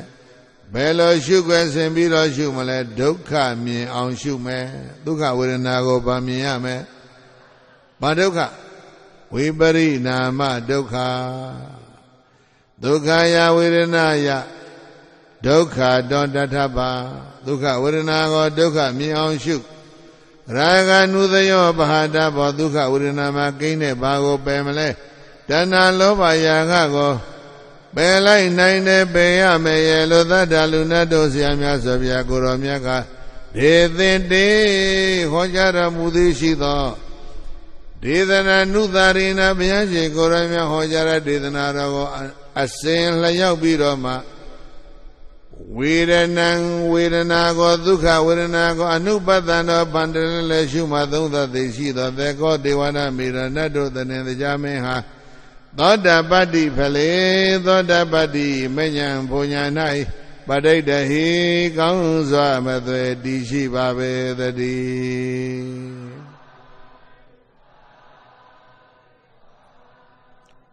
မင်းရတဲ့စည်းစိမ်ကြီးကဝိပရိနာမဖြစ်နေပြီပကြကမင်းဆုံးလို့ရတော့မှာအဲ့ဒီစည်းစိမ်ချမ်းသာပေါ်မှာခံစားတဲ့ဒုက္ခဝေဒနာကိုဝိပရိနာမဒုက္ခမြင်အောင်ရှုသန္တရာချဲ့တဲ့တဏှာကိုအဲ့ဒီဝေဒနာနုပဒနာနဲ့ပဲမြတ်စွာဘုရားရဲ့ဒေသနာအစဉ်လျောက်ပြီးတော့နာရင်နဲ့ရှုွက်တဲ့တရားမင်းဝင်သွားတာဝေဒနာနုပဒနာဏိကုံအဆုံးမှာတရားမင်းသောတာပန်ဖြစ်တယ်တဲ့ဘိသားရဲ့တရားမင်းဘာဖြစ်ပြီဆင်းပြေသွားပြီမဟုတ်လားမြတ်ပရိကလူတွေလည်းအလုံးဆင်းပြေပါစေလို့ပဲဆုတောင်းပါတယ်ဗျာတရားသိပြီးတော့သောတာပန်ဖြစ်ပြီးတော့ချက်ချင်းဘုရားရှိခိုးသေတယ်ဗျအဲ့ဒါအစင်မပြေဘူးမတင်နဲ့အဲ့ဒါလည်းအစင်ပြေတာပဲသေတာလည်းအစင်ပြေတာပဲဘာဖြစ်လို့အစင်ပြေလဲသေပြီးချက်ချင်းဒီနေရာမှာတရားပြန်ဖြစ်တယ်လေမကောင်းဘူးလားအလုံးအစင်ပြေပါစေသောတာပန်လည်းဖြစ်တယ်သေသွားတယ်သေပြီးတော့ဘာဖြစ်သေးလဲတရားပြန်ဖြစ်တယ်တရားမဆုံးသေးခင်တရားမင်းအသိပြန်မဖြစ်ဘူးလားတရားတဝက်ကိုတရားအဟောင်းဘဝနဲ့နာသွားတယ်နောက်ကြံနေသေးတယ်တရားတဝက်ဟိုဘက်မှာမိကုန်း9ခုကြံသေးတယ်တရားအသိဆက်ဆက်နဲ့နာသွားတယ်တရားတပုတ်တဲ့ကိုနှစ်ဘဝနာတာဘာလို့လဲတရားမင်းအိမ်ကြမှာတယ်လီဖုန်းခေါ်မေးကြည့်ဟုတ်လားလို့တရားမင်းကရှင်းနှက်လိုက်တာတရားနာရတာကောင်းလိုက်တာဘာကောင်းတာလဲတရားစည်းစိမ်ပြန်ရတယ်ကောင်းရဲ့လား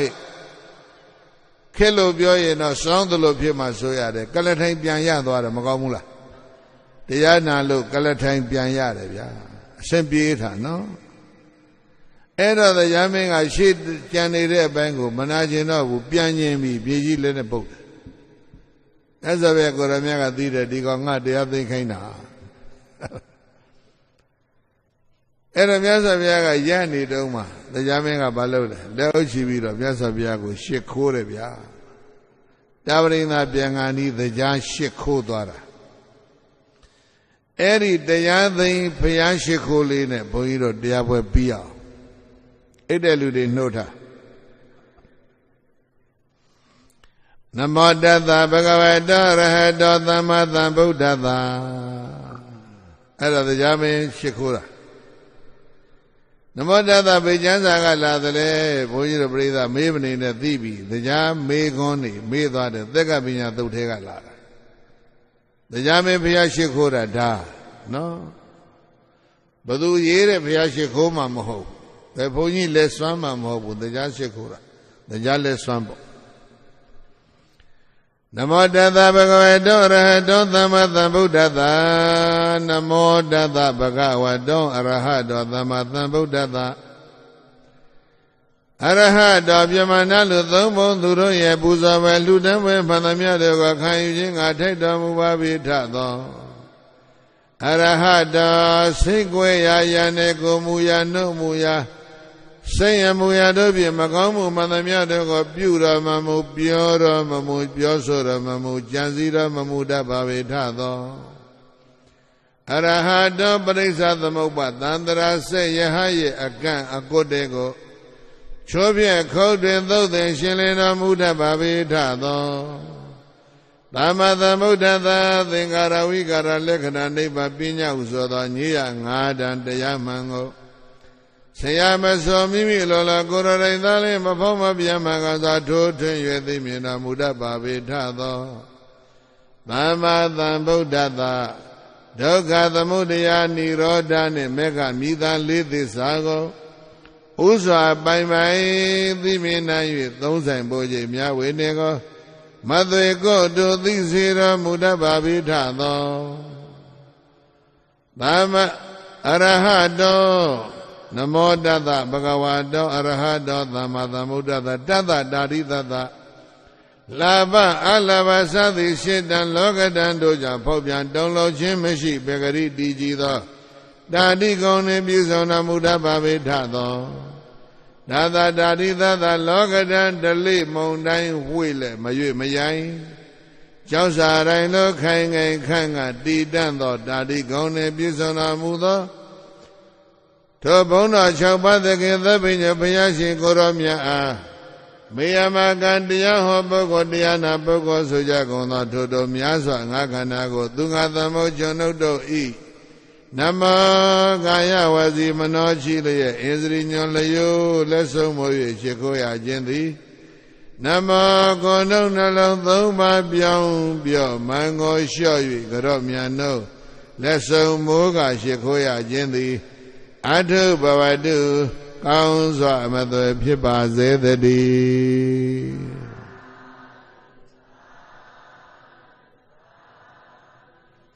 နမောတတ္တနဲ့ရှစ်ခိုးမြေကြီးလက်နဲ့သုံးချိန်ပုတ်ပြီးတော့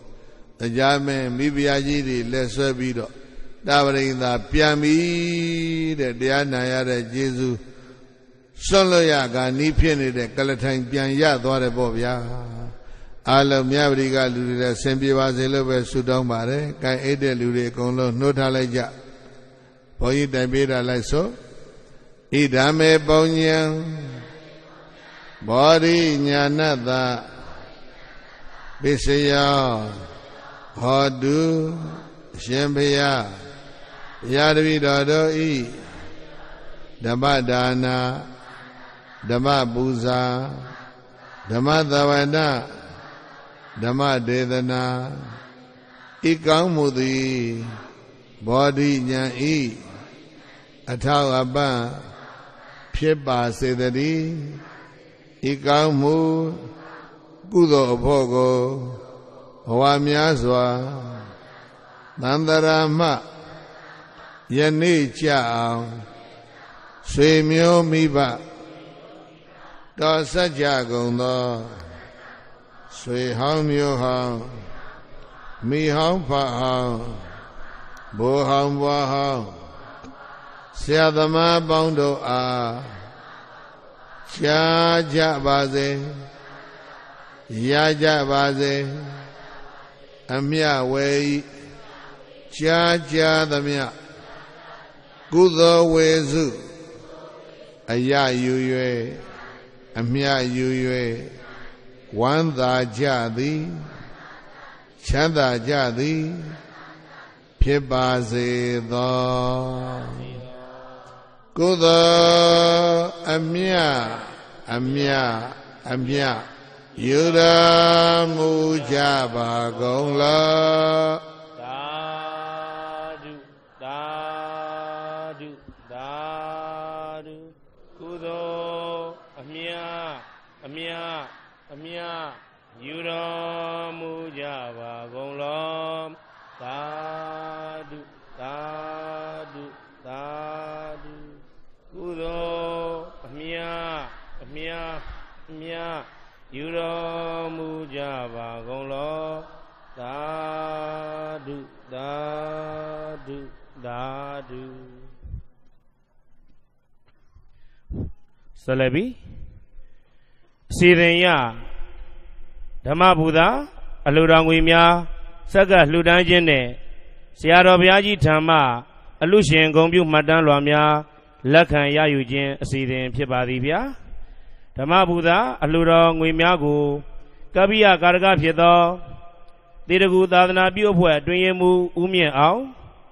တိရဂူသာသနာပြုရုံးအဖွဲ့မှူးဦးကျော်ရှိန်တိရဂူသာသနာပြုအဖွဲ့ကပ္ပိယကြီးဦးစောကျော်ငိမ့်မှလက်ခံပေးပါရန်လေးသားစွာဖြင့်ပန်ကြားအပ်ပါတယ်ခင်ဗျာ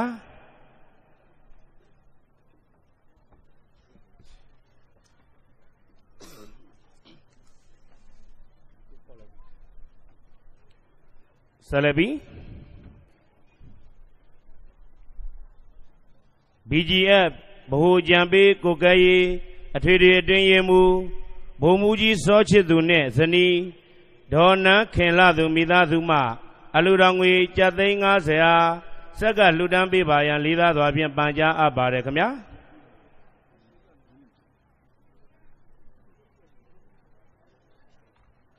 ပရိသတ်များဆရာတော်ဘုရားပြန်ကြွပြီးမှ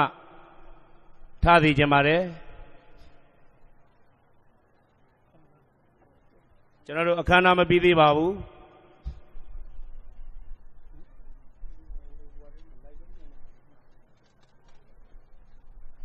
အားလုံးပြန်ထိုင်ပေးပါ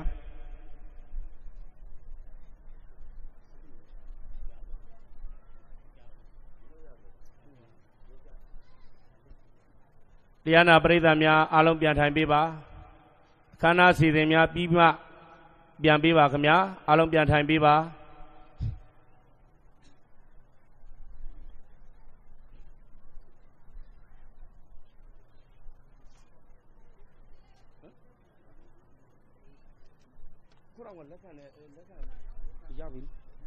ဆက်လက်ပြီး BGF ဗဟိုကြံပေးကိုကဲရေးအထွေထွေအတွင်းရေးမှူးဘုံမူကြီးစောချစ်သူဇနီးဒေါ်နန်းခင်လာသူကိုသာအလှူတော်ငွေ350နဲ့ဂုဏ်ပြုမှတ်တမ်းလာလက်ခံပေးပါရန်လေးသားစွာဖြင့်ပန်ကြားအပ်ပါတယ်ခင်ဗျာအလှူတော်ငွေမအားရသေးဘူးမဟုတ်ပြောင်းပြန်ဖြစ်နေတယ်အလှူတော်ငွေရင်ပေး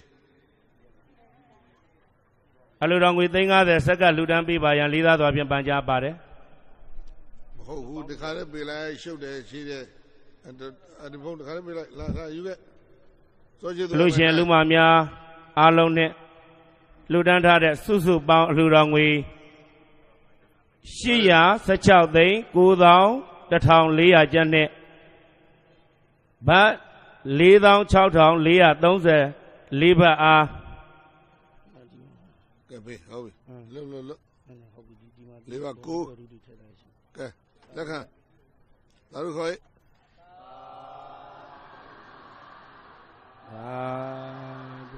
သာဓုဂုဏ်ပြုမှတ်တမ်းလားဟုတ်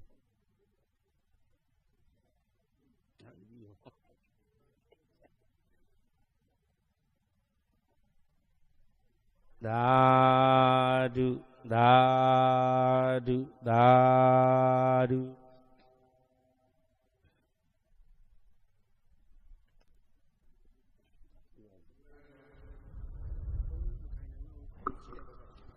အလုံးပြေသောအခမ်းအနားသိသီရဝဋိဋ္ဌံဘုန်းကြီးတိုင်ပေးမယ်အလုံးလိုက်ဆို